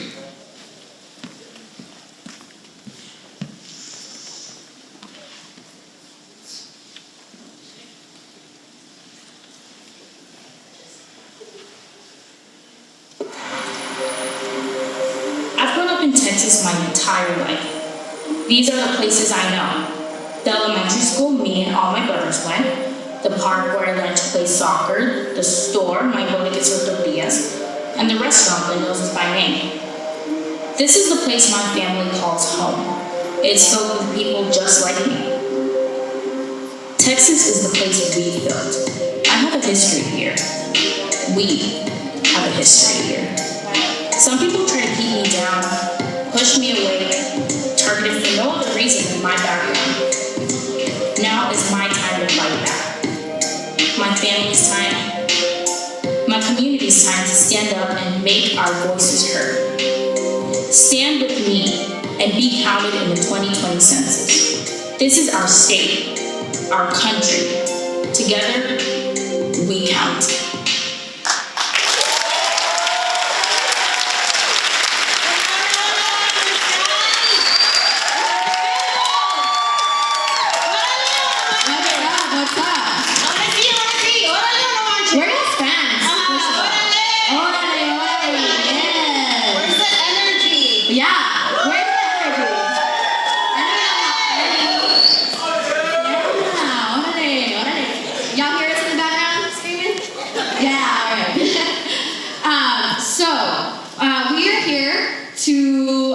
Give you a little bit of information about the census.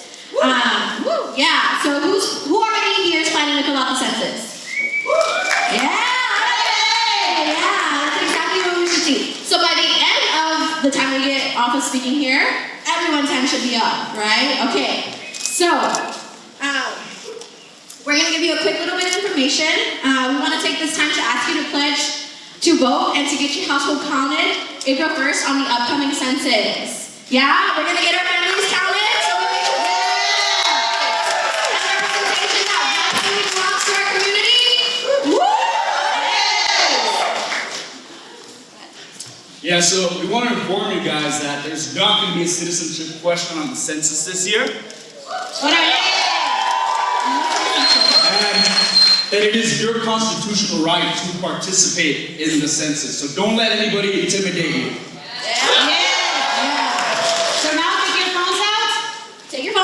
Everybody here has a phone, right? Yes. Let's hope.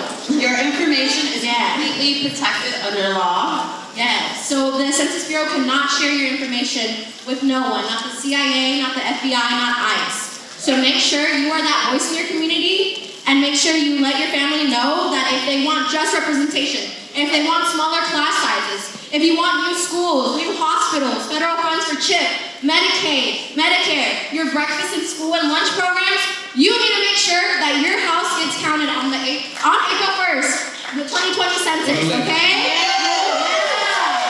Okay. These administration is afraid of us and our power, so they're trying to undercount us. But we want to let that happen. Will we? No. Will we? No. Okay, so take your phones out. Let's count. Yeah, so you can scan your QR code on your iPhone camera or Snapchat on your Android, and it'll take you directly to our digital pledge card. So this digital pledge card helps us track the amount of change we are making in Texas. It helps us see which communities we're talking to, which communities we have and which ones we have to go and secure more funds to be able to talk to. So your pledge is going to help mobilize us to go talk to more Latino communities and inform them about their rights and everything that they have to gain this 2020. Can hear you. I still can't hear you. Make sure to use your fans for the rest of the event. This event was curated literally for you guys. Like everyone has said, you guys are the future of Texas. And the future is here. Am I right? Yeah. Okay, so with your pledge, we are able to go and talk to more people about the census, about voting, so it's really important. So now, we can all get back to Movimiento 2020! And who wants a shirt? Who wants a shirt? I can't hear you! Who wants a shirt?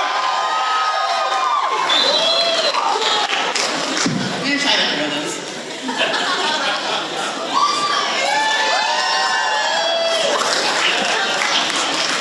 Sorry.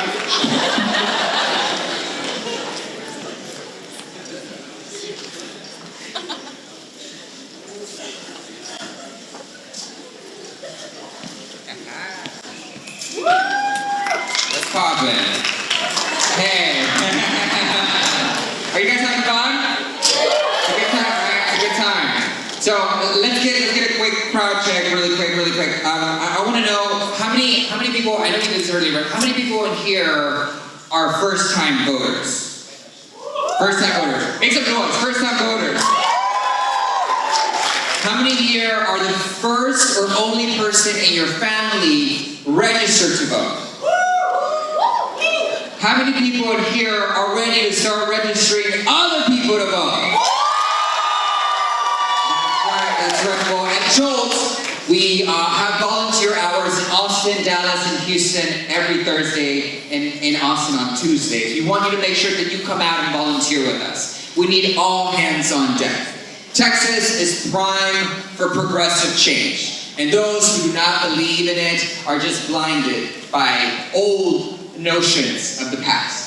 In Texas, we recognize that in 2018, thanks to Texas Rising, Move, and Youth Rising, our partners in our TIPA coalition, we increased young voter turnout by 500% during early voting. We can do that again in 2020. We also increased Latino participation by 250% during 2018 during early voting. So those who tell you that Latinos don't vote, you let them know that that's just not accurate. And that instead of them complaining, they need to start investing. Investing in organizations like Jolt so that we can get the representation that we reserve. Again, ladies and gentlemen, give it up for Texas Rising, Youth Rise Texas, Move, all the other organizations, amazing work for Texas. We're so proud to be working alongside them. You know, when we look at that video, it was really, for the first time, it was really emotional for me. Particularly when she says, this is the state we built. And a lot of people tell us to go back, but we're not going back, we're going forward. And the thing is, que se les olvidó que Texas era México, ¿o qué? You can't tell me to go back, you drew the line. We have to recognize the power and the potential that our community has. We can no longer tolerate to be disrespected. We can no longer tolerate to be overlooked and underrepresented. And whenever I talk to young people, they often tell me, you know, I wanted to go talk to the commissioner's court or the city council, but I was afraid. I was scared to talk to them. I didn't know how to address them.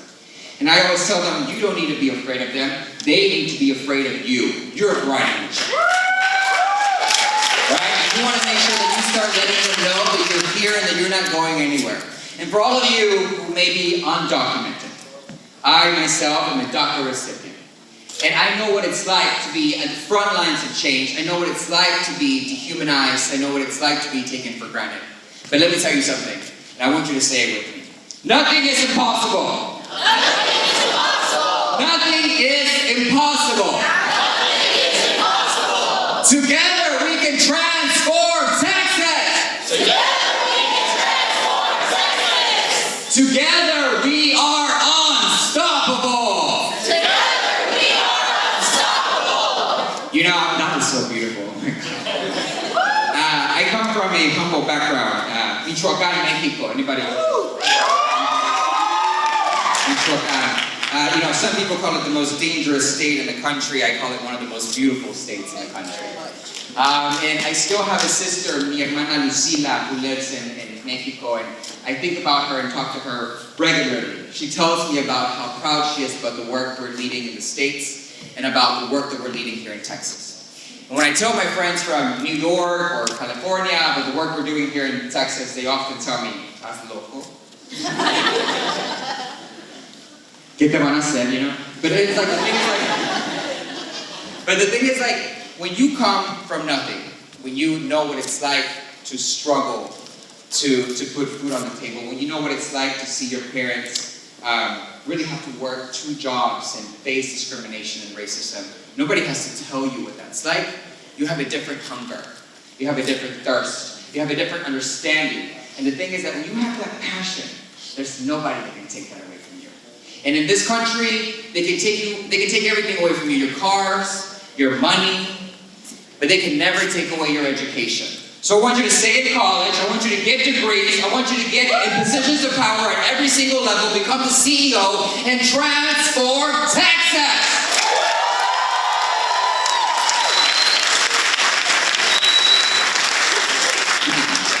We have a special guest. I'm just trying to make sure we have him ready. He's calling in. Okay, so just bear with me here. We're trying to get him set up. Okay, while we wait. ¿Cómo está?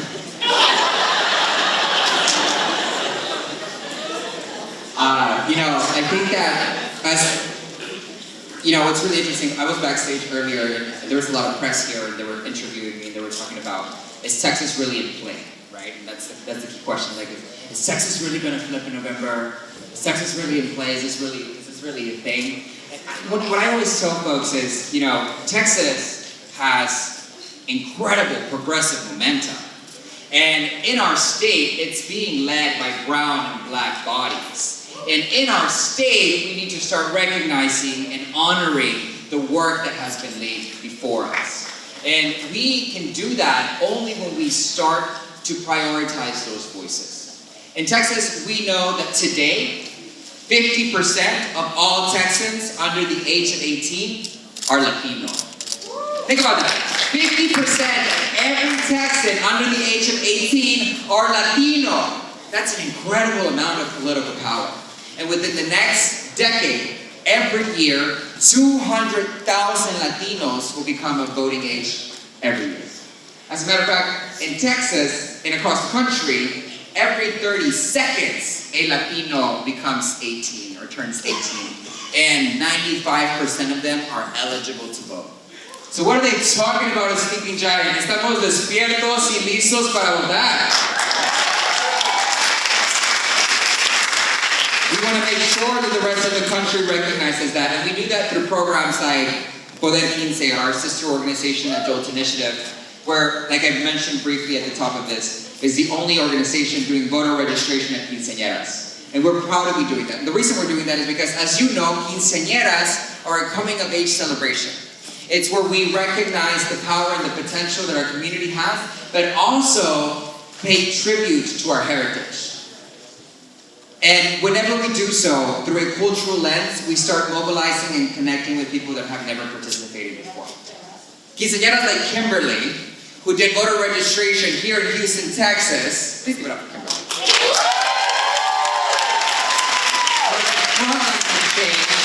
And are utilizing their own moment of celebration, to share that with the rest of their family. And at their events, they're giving a passionate speech in which they say, I pledge that when I am of age, I will vote to defend my community against discrimination and racism.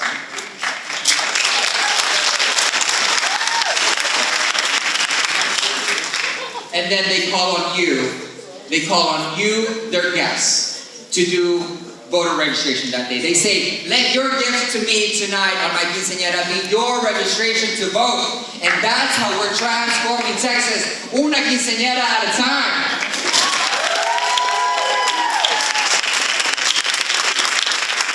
All right, looks like we're ready to go. ladies and gentlemen, without further ado, please welcome presidential candidate, Mr. Tom Steyer.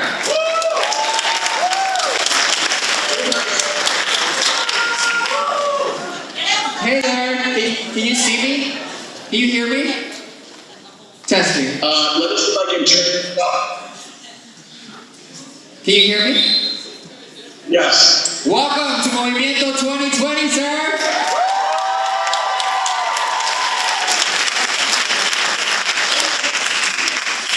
Mr. Tom Steyer, I know that you've been very busy trying to impeach the president for the past couple of years, which is great, but I have a question for you.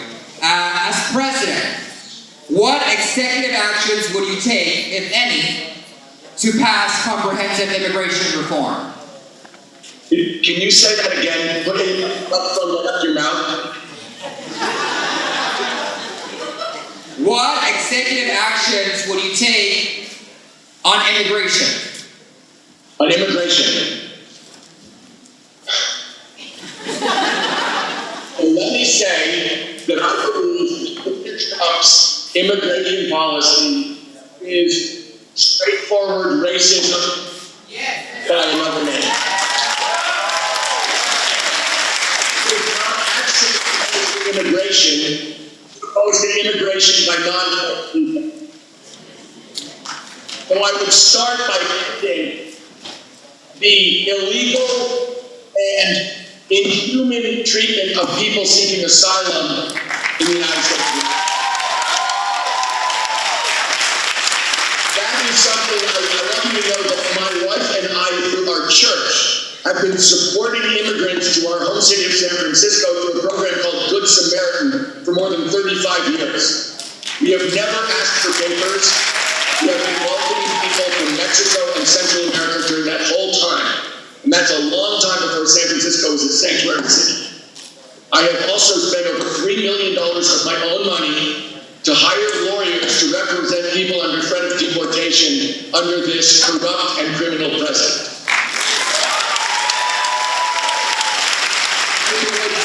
I went down to the border of McAllen, Texas to see what it looks like when the United States committed crimes against humanity.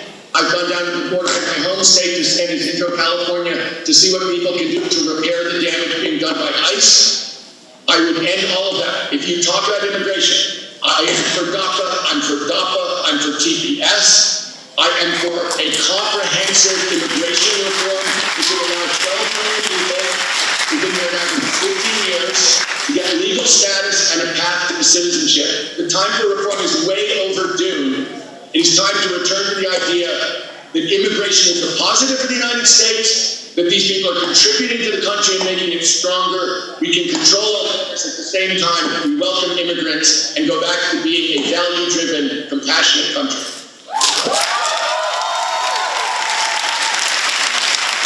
Thank you so much, Mr. Steyer. And now we're going to welcome to the stage Luis Alfonso Gomez, Jolt's Austin member. We're also going to welcome to the stage Juan Nunez and Cable to ask you a couple of questions from youth-led voices.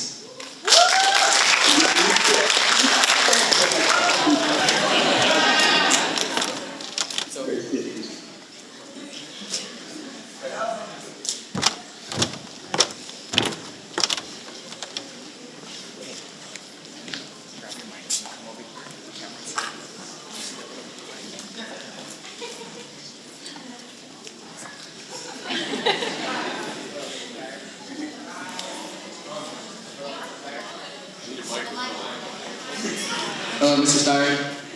My name is Juan Nunez from United Fort Worth. I'm here on behalf of my friends that are DACA recipients. I'm here on behalf of my friends that are DACA recipients. Given that the future of DACA is being determined by a conservative Supreme Court, will you make protecting DACA recipients a core issue moving forward in your campaign? Oh, okay. Unfortunately, we cannot hear the words that you're saying. We're having... Ask the questions over the phone. Okay. So we're going to try and have people get the questions over the phone. I want to make sure that I get to answer all your questions. That's why I'm here.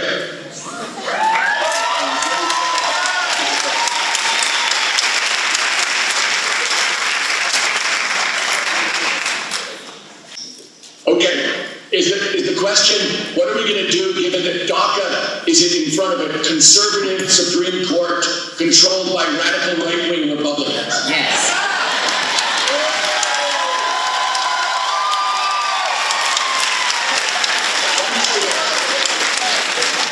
We have seen, in my mind, an entirely unethical takeover of the entire judiciary system by a radical right-wing group of senators led by Mitch McConnell. It's terrible. They refuse to allow President Obama's pick to be considered not just for the Supreme Court, which swung their entire court, but also Mr. Trump has appointed about a quarter of all the federal judges because he's been filling up the vacancies created during President Obama's terms as well as his own. So the question is, it's not just DACA that's going to go to the Supreme Court. Virtually every major decision in the United States is going to end up at the Supreme Court, and they will have stacked it for a generation in their minds. Though people ask me, how far am I willing to go, knowing that one of the three major parts of the American government has been, in my mind, unethically stacked for a generation by young radical right-wingers. And my answer is, I will do anything legal. I believe the idea of 9 justices in the Supreme Court as a rule that is unchangeable is not in the Constitution. We have to start considering about how we can fight back through any means legal, because what we've seen, and I know I'm speaking to people in Texas, we have seen people who have manipulated this system immorally for decades now. And they've done it through voter suppression, they've done it through gerrymandering, they've done it through manipulating the rules of the House and Senate, and they're really a minority party trying to impose their will on the majority of American citizens through trickery. And I don't understand, the Democrats have not pushed back nearly hard enough, in my opinion. So I'm someone who believes, I'm a grassroots person. I don't know how many of you guys know, I started one of the biggest grassroots organizations in the country called Next Gen America. We're the largest youth voter mobilization organization in the country. We did the largest youth voter mobilization, that's a handful, in history in 2018. I also have a Next Gen worked with unions. We knocked on 25 million doors in the last 2 summits. I believe the only way we're going to deal with questions like us, the questions that go to the Supreme Court, is by fighting very, very hard at the grassroots and swamping them, and by not meeting in the middle. There is no middle. But in fact, in questions like the Supreme Court, we have to be willing to use any means possible that are legal. And that's where I am, and that's where I'll go. Thank you.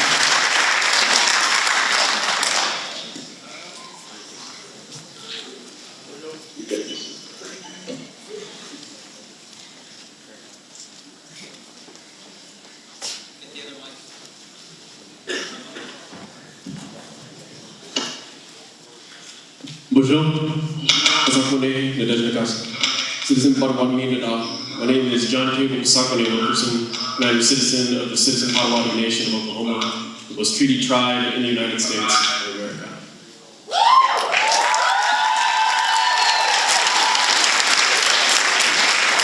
Since the creation of these treaties, the United States federal government and other states have sought to strip tribes of their inherent sovereignty, undermining the ability for them to assist and protect their people and cultures. Across Indian country, tribes have lost the ability to take action against non-native offenders. Communities are endangered by the continual effort of the federal government and states to undermine their sovereignty, and is resulting in an inability to intercede in threats posed to their people. How will you protect and strengthen tribal sovereignty if elected? Good.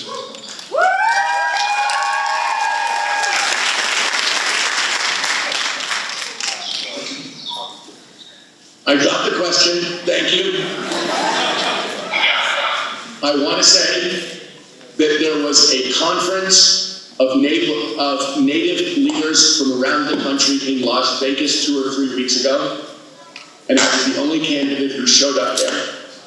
I am aware that the United States government has never lived up to a treaty with natives in the history of the United States.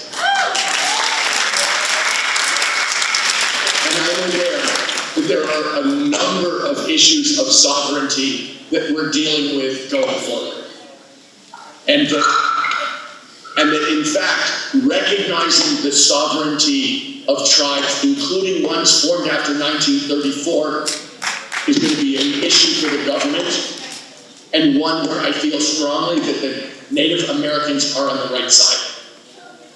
But I think even beyond this, there's the question of sovereignty, and then there's the question about all of the grave social justice issues around Indian country itself and the people who live there. And I want to be clear that I'm strongly in favor of supporting the rights of those people. I'm strongly in favor of using the federal government to protect them. And for those of you who are following the disappearance of Native women that's going on around this country, which is a shameful and absolutely terrifying fact, that is a case where the United States Justice Department needs to be working actively, even frantically, to protect these women. And that in addition, I don't know how many of you followed it, it is absolutely horrific, and the more you learn, the scarier and worse it gets. And that in fact, when you think about the rights of Americans, whether that is the right to affordable health care, whether that is the right to quality public education or a living wage, or just the right to clean air and clean water and the right to vote, you can see that in Indian country, these are rights that are absolutely trampled on a daily basis. And so it is, as I travel this country and meet natives, they always come up to me and we always have these conversations. And yes, sovereignty is a critical issue and it's been a critical issue for hundreds of years. Respect for Native American sovereignty. But really this is a community and a collection of people who've been mistreated for so long that the responsibilities of the American government, not just to respect their sovereignty, but to step in with resources and care, including in terms of mental health and all kinds of support services that are in very low supply, has gotten to a crisis point, and I think there's no question that the US government should be acting much more forcefully, and that in fact what we've seen at places like the Dakota Access Pipeline, we've seen the exact opposite. We've seen a continuation of the racism that's characterized the last several hundred years in America.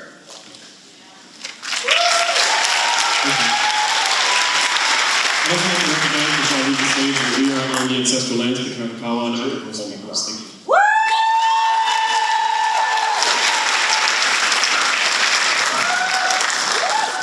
Mr. Steyer,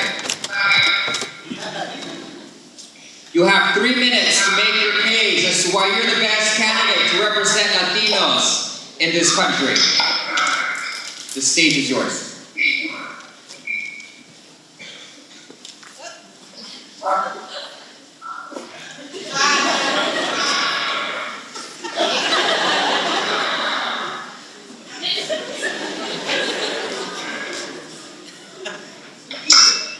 Mr. Steyer. Okay.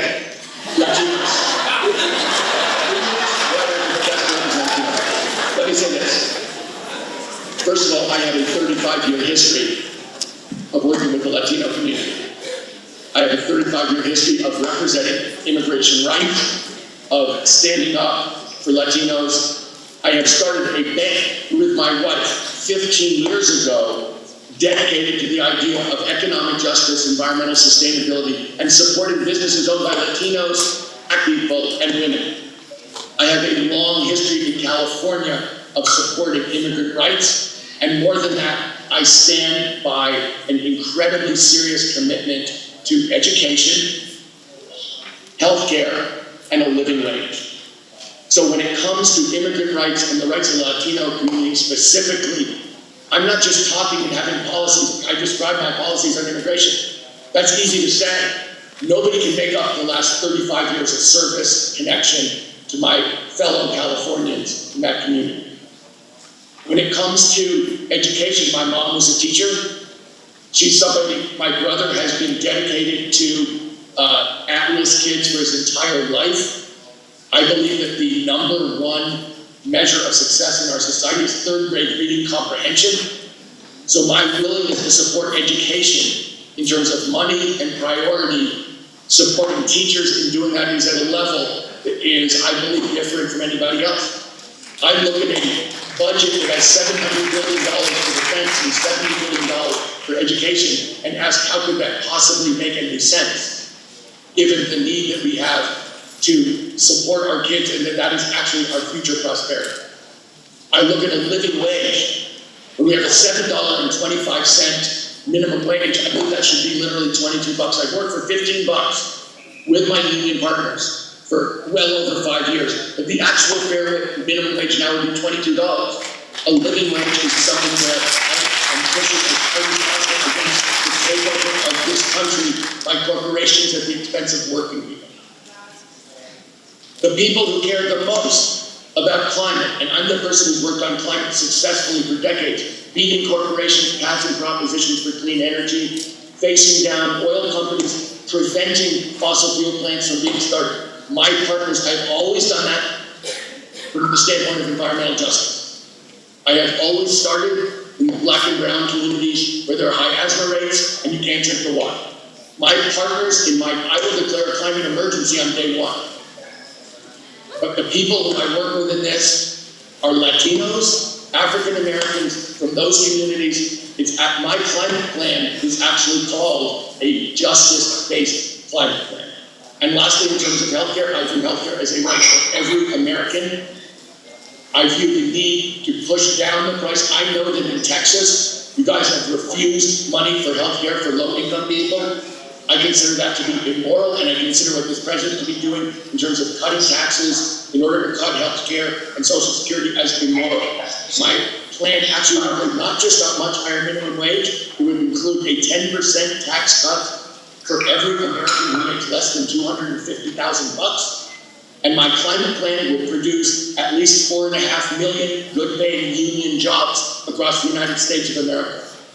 So for working people across this country, I will absolutely fight for you. And for Latinos, I have a 35-year history of working with the Latino community on issues of immigrant issues, because I view those as issues of justice and of anti-racism.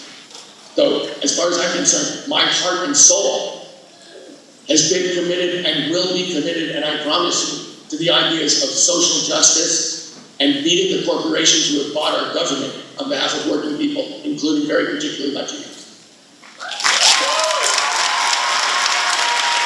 Thank you, Mr. Steyer. We appreciate you joining us. Thank you so much. I'm sorry, everyone.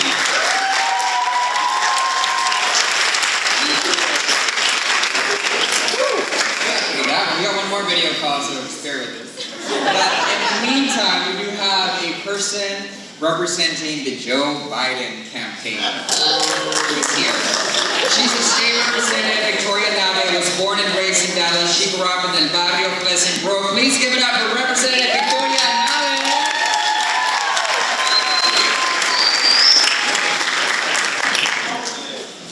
Okay, let's do it. So, Vice President Biden has been the front runner for a long part of this campaign. And we have seen, as Latinos and people of color come out, voter suppression also increase. What would he do to make sure that we address voter suppression from running rampant, particularly here in Texas? First, my name is Victoria Nave. I serve as state representative for House District 107, so I represent parts of East Dallas, South Garland, and Mesquite, Texas. I just wanted a quick background on me. I grew up in the barrio. My dad came to our country with a 6th grade education and a dream. He came as an undocumented immigrant and taught me the importance of, 1, education, but 2, he told me don't forget where you came from. And so I joined LULAC, the civil rights organization, since I was in high school and would hear about all of these injustices and decided, you know what, I want to be, to me, like the people that had the answers were the attorneys. So I decided I want to go to law school so I could fight for our community and one day write laws, and that's what I do as a legislator now. I'm going to answer your question, but as I see myself in you. I got involved in politics when I was your age, and I know I have 2 interns and former staffers here, Paulina, who's in the house, Paulina Morales, and Luis Macias, who's now a teacher. So I just want to give a quick shout out to them. There is so much at stake. I'm here on behalf of the Vice President, Joe Biden, because he has been a fighter for our community. He, specifically the Voting Rights Act, he's been fighting voter suppression. Here in Texas, y'all know that the Republicans have been attacking us left and right. We see that fight in the Texas legislature, from fighting SB 4, where I went on a hunger strike to try to combat that. We didn't have the votes, but change is coming, and so your votes are so, so important, and I want you to know that the power that you have in your hands to sway an election is so incredible. And it doesn't matter which presidential candidate that you decide to vote for, your vote, one vote can make a difference, not just at the national level, but especially here on the lower down ballot races. So I just want to thank y'all for coming out and for all of the work that you're doing. We have internships in our office. We'd love to have y'all come out so we can get y'all to run for office here in a few years too. Thank you so much. We're going to bring on the stage a couple of student chapter representatives. Itzatzi Gonzalez, member of Jolt University of Houston chapter, Leila Lopez, member of Jolt Trinidad Garcia Early College, and Jennifer Alcocer, member of Jolt Trinidad Garcia High School Early College High School at Mountain View College.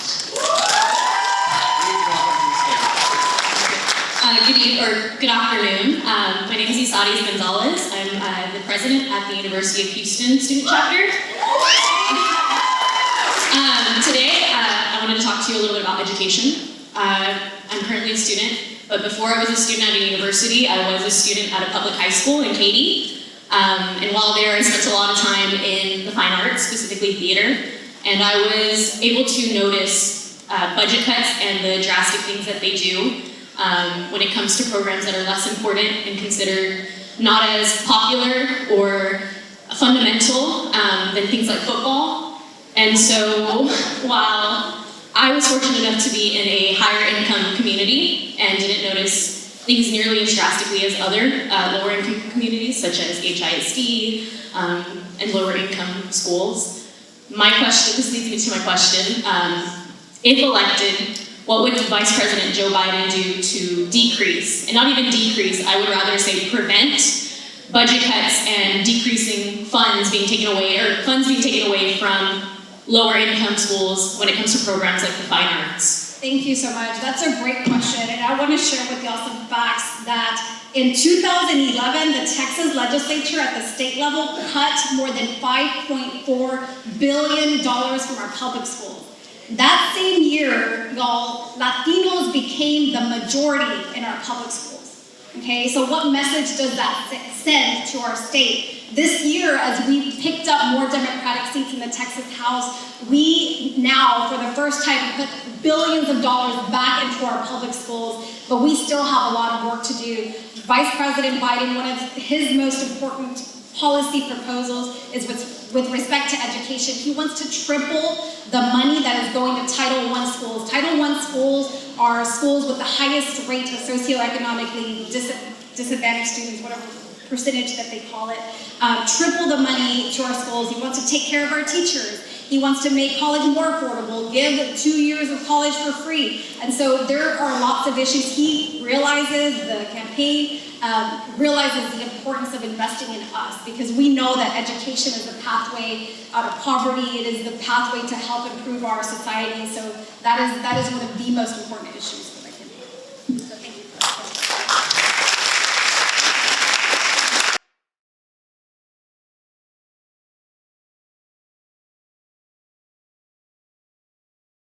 College High School at Mountain View College, where I am co-secretary of the Jolt chapter. Recently, my father was imprisoned for a minor misdemeanor, and I only got to see him once a week. I noticed that he lacked proper clothing to protect him from the cold, and he, along with his fellow inmates of color, were treated unfairly and that were completely unreasonable to their misdemeanor. How do you plan to address the mass incarceration and inordinate prison sentences of minorities compared to non-minorities? That is a great question. And Lini Garza, by the way, who your school is named after, was the first Latino on the Dallas ISD school board. He's incredible. So I know that that you're in a really great school. So mass incarceration disproportionately impacts Latino and Black community. I serve on the Corrections Committee in the Texas House. The Vice President has a really comprehensive system to address that. So it's everything from decriminalizing marijuana so that, and expunging the records of Latinos and African Americans have been disproportionately impacted on that issue.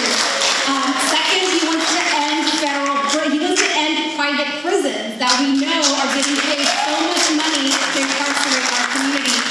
He also wants to create more investment in rehabilitation rather than incarceration. So those are some of the things that he's doing, and he understands that our communities are the ones that are being disproportionately impacted by mass incarceration. Thank you. Hi, my name is Jennifer Arcosette, and I'm currently a senior at Trinidad Garza Early College High School at Mountain View. And I serve as the Vice President for the Jolt Student Chapter.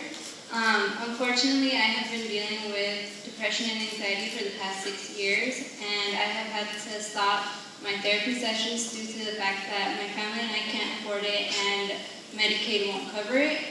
And also within this past week, I've had a doctor's appointment where I advocated for an MRI scan for my brain to better understand my condition, but my doctor stated that in order to get one of those, I would need a referral from a psychologist, and that has been very difficult for me due with my current insurance, and therefore I want to pose a question: if elected, what will Joe Biden do to ensure that medical insurance also covers mental health resources? Thank you so much.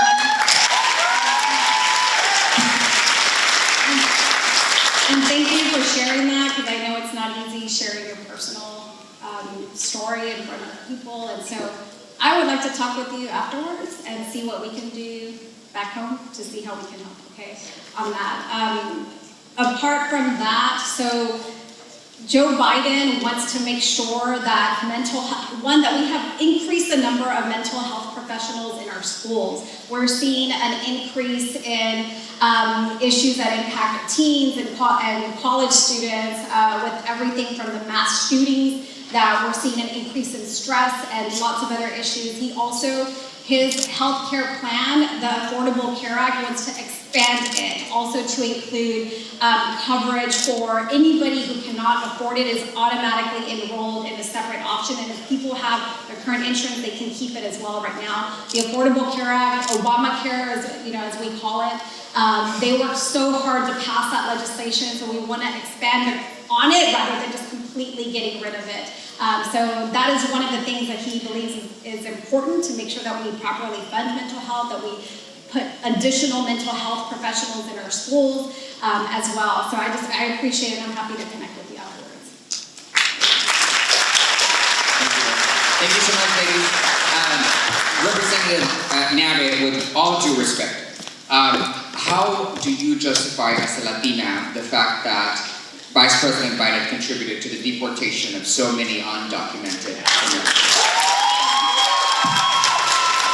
I appreciate you asking that question. I anticipated that question. One, I'm proud to support the Vice President, and here's why. Two, the Vice President created DACA, and his current plan right now, will keep families together. He understands that separating families is devastating to our community. So that what happened during the Obama-Biden administration, they realized that it wasn't the right thing to separate families. So his new plan fixes and addresses that. Second, when the Republican Senate would not pass comprehensive immigration reform, he has a really robust plan to protect dreamers. As I mentioned, they created DACA, so he wants to provide a pathway to citizenship. He wants to expand TPS. We don't need a border wall. We should be building bridges instead of walls right here in Texas with Mexico, who is our biggest trade partner. So the Vice President has worked hard for years to build broad, diverse coalitions, and we as Latinos have to hold him and all the candidates accountable for their votes and and lift up our voices at the ballot box. Thank you so much. Ladies and gentlemen, from the Joe Biden campaign, Representative Victoria Nava. We have one more video chat. Who do you think it is? Let's see. Are we ready? Just making sure we're ready to go here.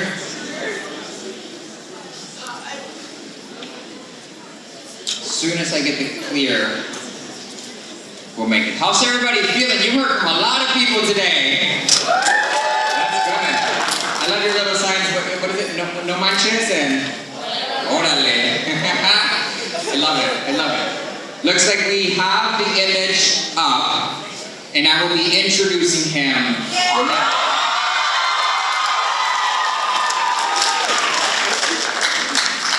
Ladies and gentlemen, presidential candidate and Vermont senator,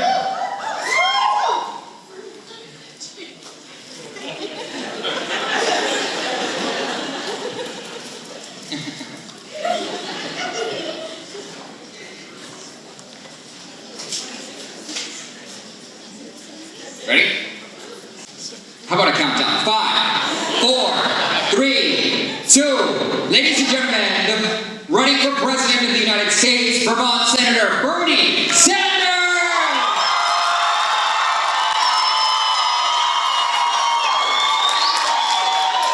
Senator Sanders, thank you so much for joining us. How are you doing today, sir? I am wonderful. Welcome to Movimiento 2020, the largest youth-led Latino-focused candidate forum in Texas.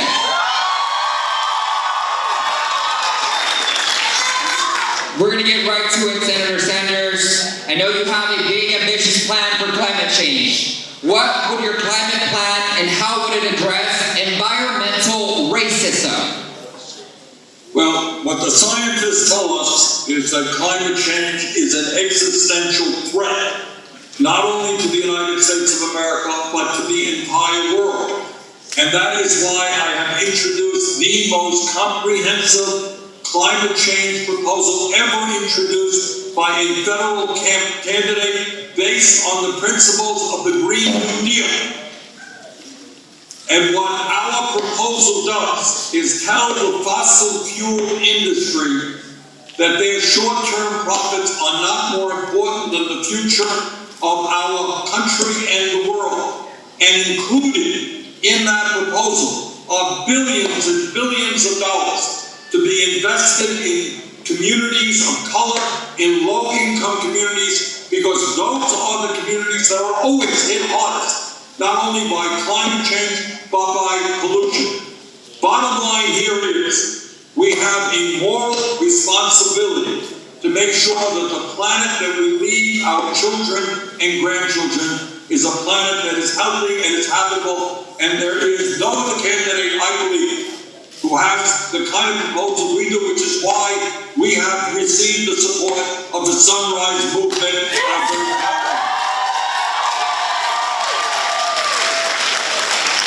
Senator Sanders, this administration won with hate-filled rhetoric targeting Latinos. We are tired of being discriminated and targeted. What is your plan to rectify the attacks on the Latino community, and what is your agenda, and how will it prioritize Latino voices? I share with you my disgust that we have a president who is a racist, who is a xenophobe, who is demonizing the Latino community, no question about it.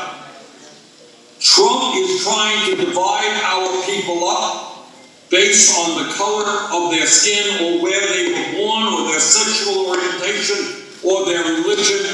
Our campaign is doing exactly the opposite. We are bringing people together. And we have introduced a proposal for immigration, which will end the current racist and broken immigration system. On our first day in office, we will sign an executive order which ends all of Trump's racist immigration executive orders. On our first day in order, we will restore the legal status of the 1.8 million young people eligible for DACA as well as their parents. We will also end the under our administration, federal agents will never be snatching babies from the arms of their mothers or throwing children into cages.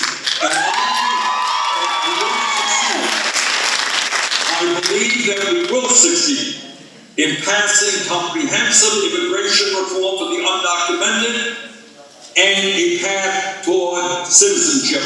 That is my goal. That is what we will do.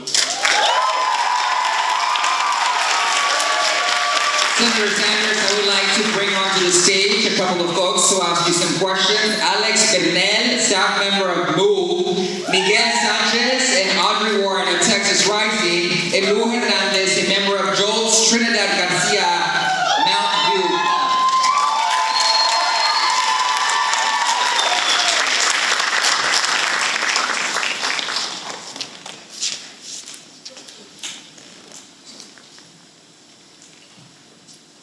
Hi, Senators. My name is Alex Brunel. I'm the Advocacy Manager at Move Texas.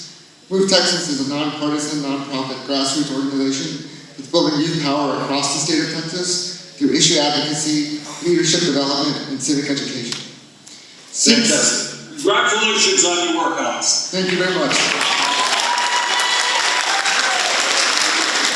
At 750, Texas leads the nation in polling place closures since 2013.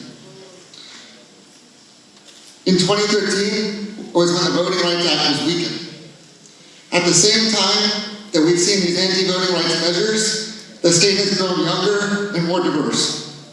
Senator Sanders, if elected president, what is your plan at the federal level to defend the voting rights of all people, and particularly young Texans of color?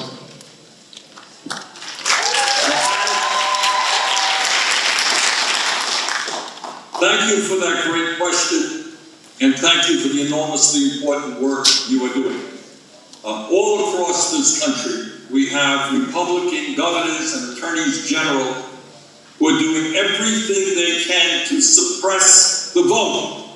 They're suppressing the vote against people of color. They're suppressing the vote against young people, suppressing the vote against the Native American community. We will act very, very aggressively to make sure that everybody in this country who is a citizen, who is 18 years of age or older, has the right to vote. End of discussion.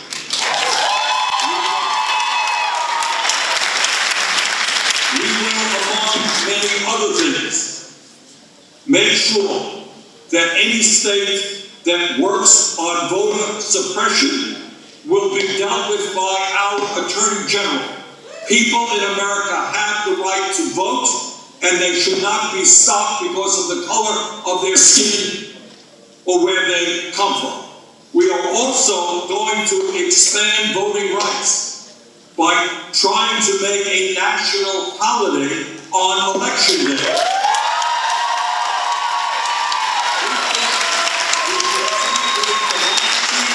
Give people the time to consider the candidates they want to vote for and have the time to go out and vote. We also want to expand early voting. Not everybody can show up on Election Day. Those people have a right to vote. Here is my vision, Alex. Right now in America, we have one of the lowest voter turnout rates of any major country on earth. My goal is to make sure that the United States of America has the highest voter turnout rate of any country in America. We're going to do everything we possibly can to make that happen.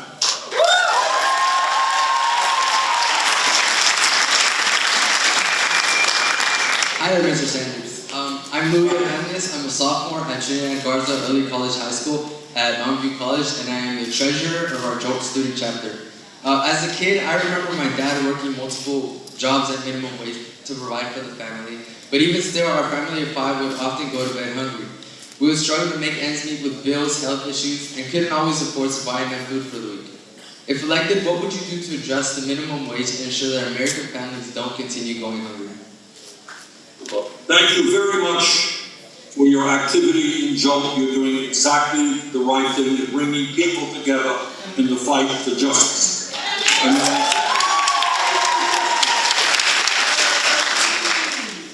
I just lost the screen. Can you all hear me? Yes. can't see you, but I know you're still there. All right, I want to see you again, okay.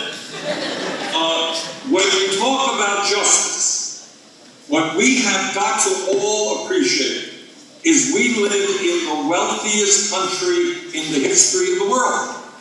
Problem is that almost all of the wealth and new income being created in America goes to the richest 1%.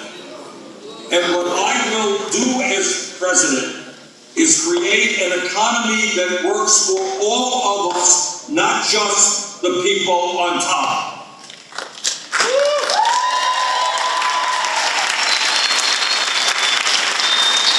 And I'm very proud to tell you that I have led the effort, and my legislation is the legislation in Washington now that will raise the federal minimum wage to $15 an hour.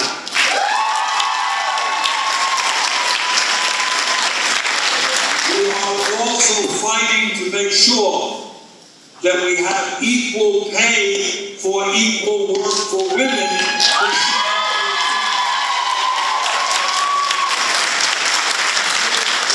We're also going to make it easier for workers to join unions so they can engage in collective bargaining and get good wages and good benefits.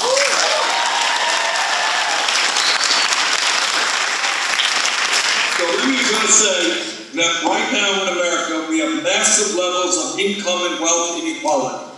The people on top are becoming phenomenally richer, and yet half of our people are living paycheck to paycheck, and tonight, 500,000 Americans will be sleeping out on the streets or in homeless shelters. That is not what this country is about. We're going to build the housing that people need, we're going to raise the wages that people need, and we're going to deal with the major crises facing the working class of this country. Thank you very much.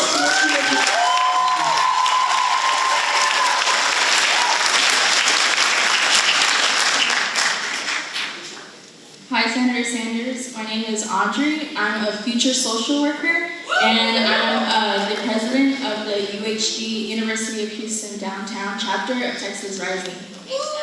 Hello, I'm Miguel Sanchez, and I'm the vice president of the UHD Chapter of Texas Rising. And one of the things that Texas Rising fights for is LGBTQ equality. And so with that in mind, one of our question is, many states across the country are introducing legislation or planning to introduce bills that criminalize doctors for treating trans youth by barring them from prescribing hormones or puberty-blocking medication or performing transgender surgeries. Given that this seems to be an ongoing trend to discriminate and that several states, including Texas, are looking at this type of extremely harmful legislation, if elected president, what are your plans to protect trans youth and ensure bills like this can never be made law? I don't have to tell anybody that the history of America is a history of fighting against all kinds of discrimination. We are all familiar with the terrible things done to the Native American people. We're familiar with the abomination of slavery.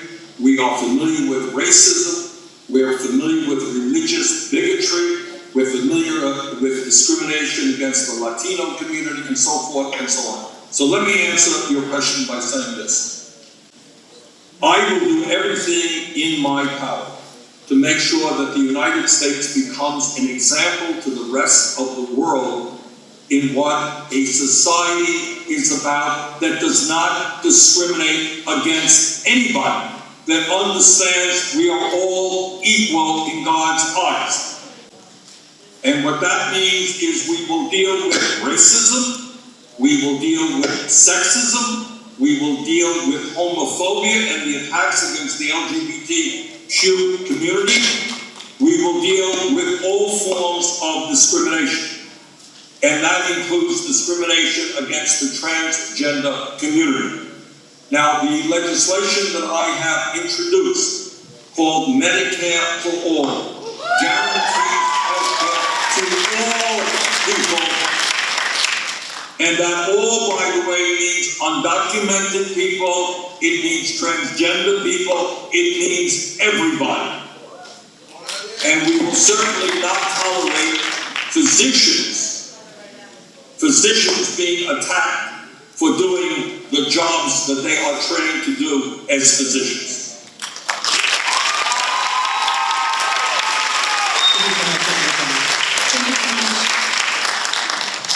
Thank you so much. Please give it up one more time for all these brave, brave men and women who are leading the way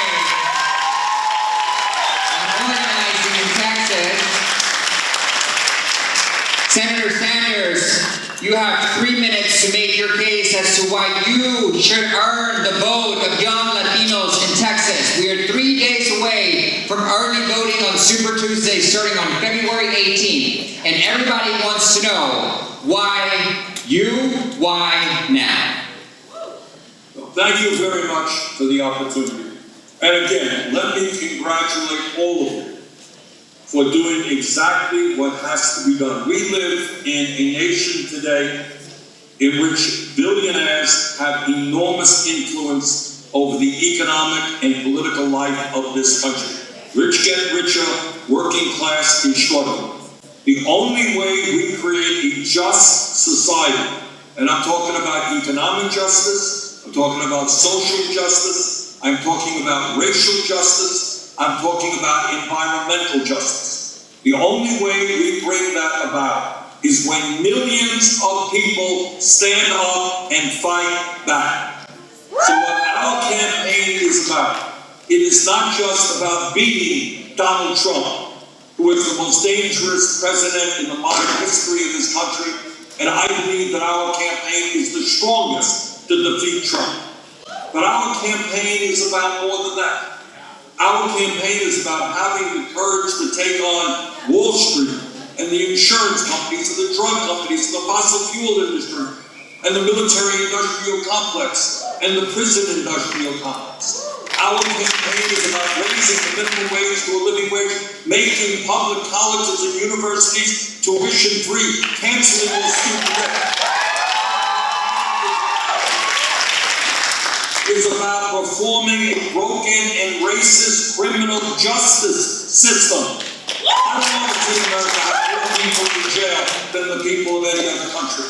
And among many other things that we're going to do on criminal justice is end the war on drugs and legalize the sale of marijuana in every state in the country.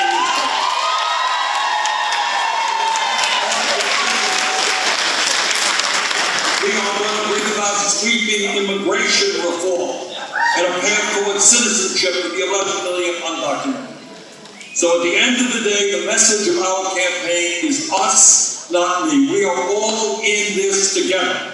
Let us go forward. Let us defeat Trump, and let us transform this country so that we have a government and economy that works for all of us, not just the 1%. Thank you all very, very much. Ladies and gentlemen, Bernie Sanders.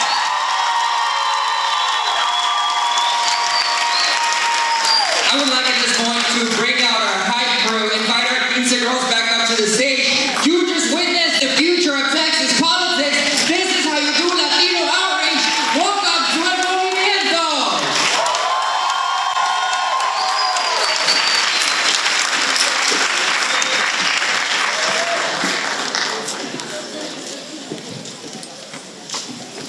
What did you guys think? Yeah? You know, I was just sitting there watching this entire event, and I'm just like, wow, I really want you guys to understand what's happening in this room. No one, like in the history of Texas, has this been done. You guys will be able to say that you were the young Latinos in that room, making sure that our communities were being informed about education, about healthcare, about immigration, about all these things that we definitely need to cater to our community. So I really want you to take in this moment, kind of soak it up, because this is what Texas is going to look like very, very, very, very soon. And this is what Texas looks like. So, yeah, right? Yeah. Woo, how are you feeling? Tired?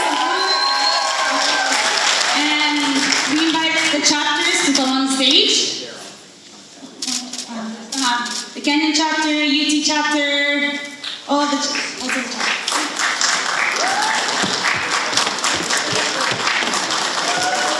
All right, everybody. So we're gonna close this thing off with the chat, just like before. So everybody repeat after me. Get hyped.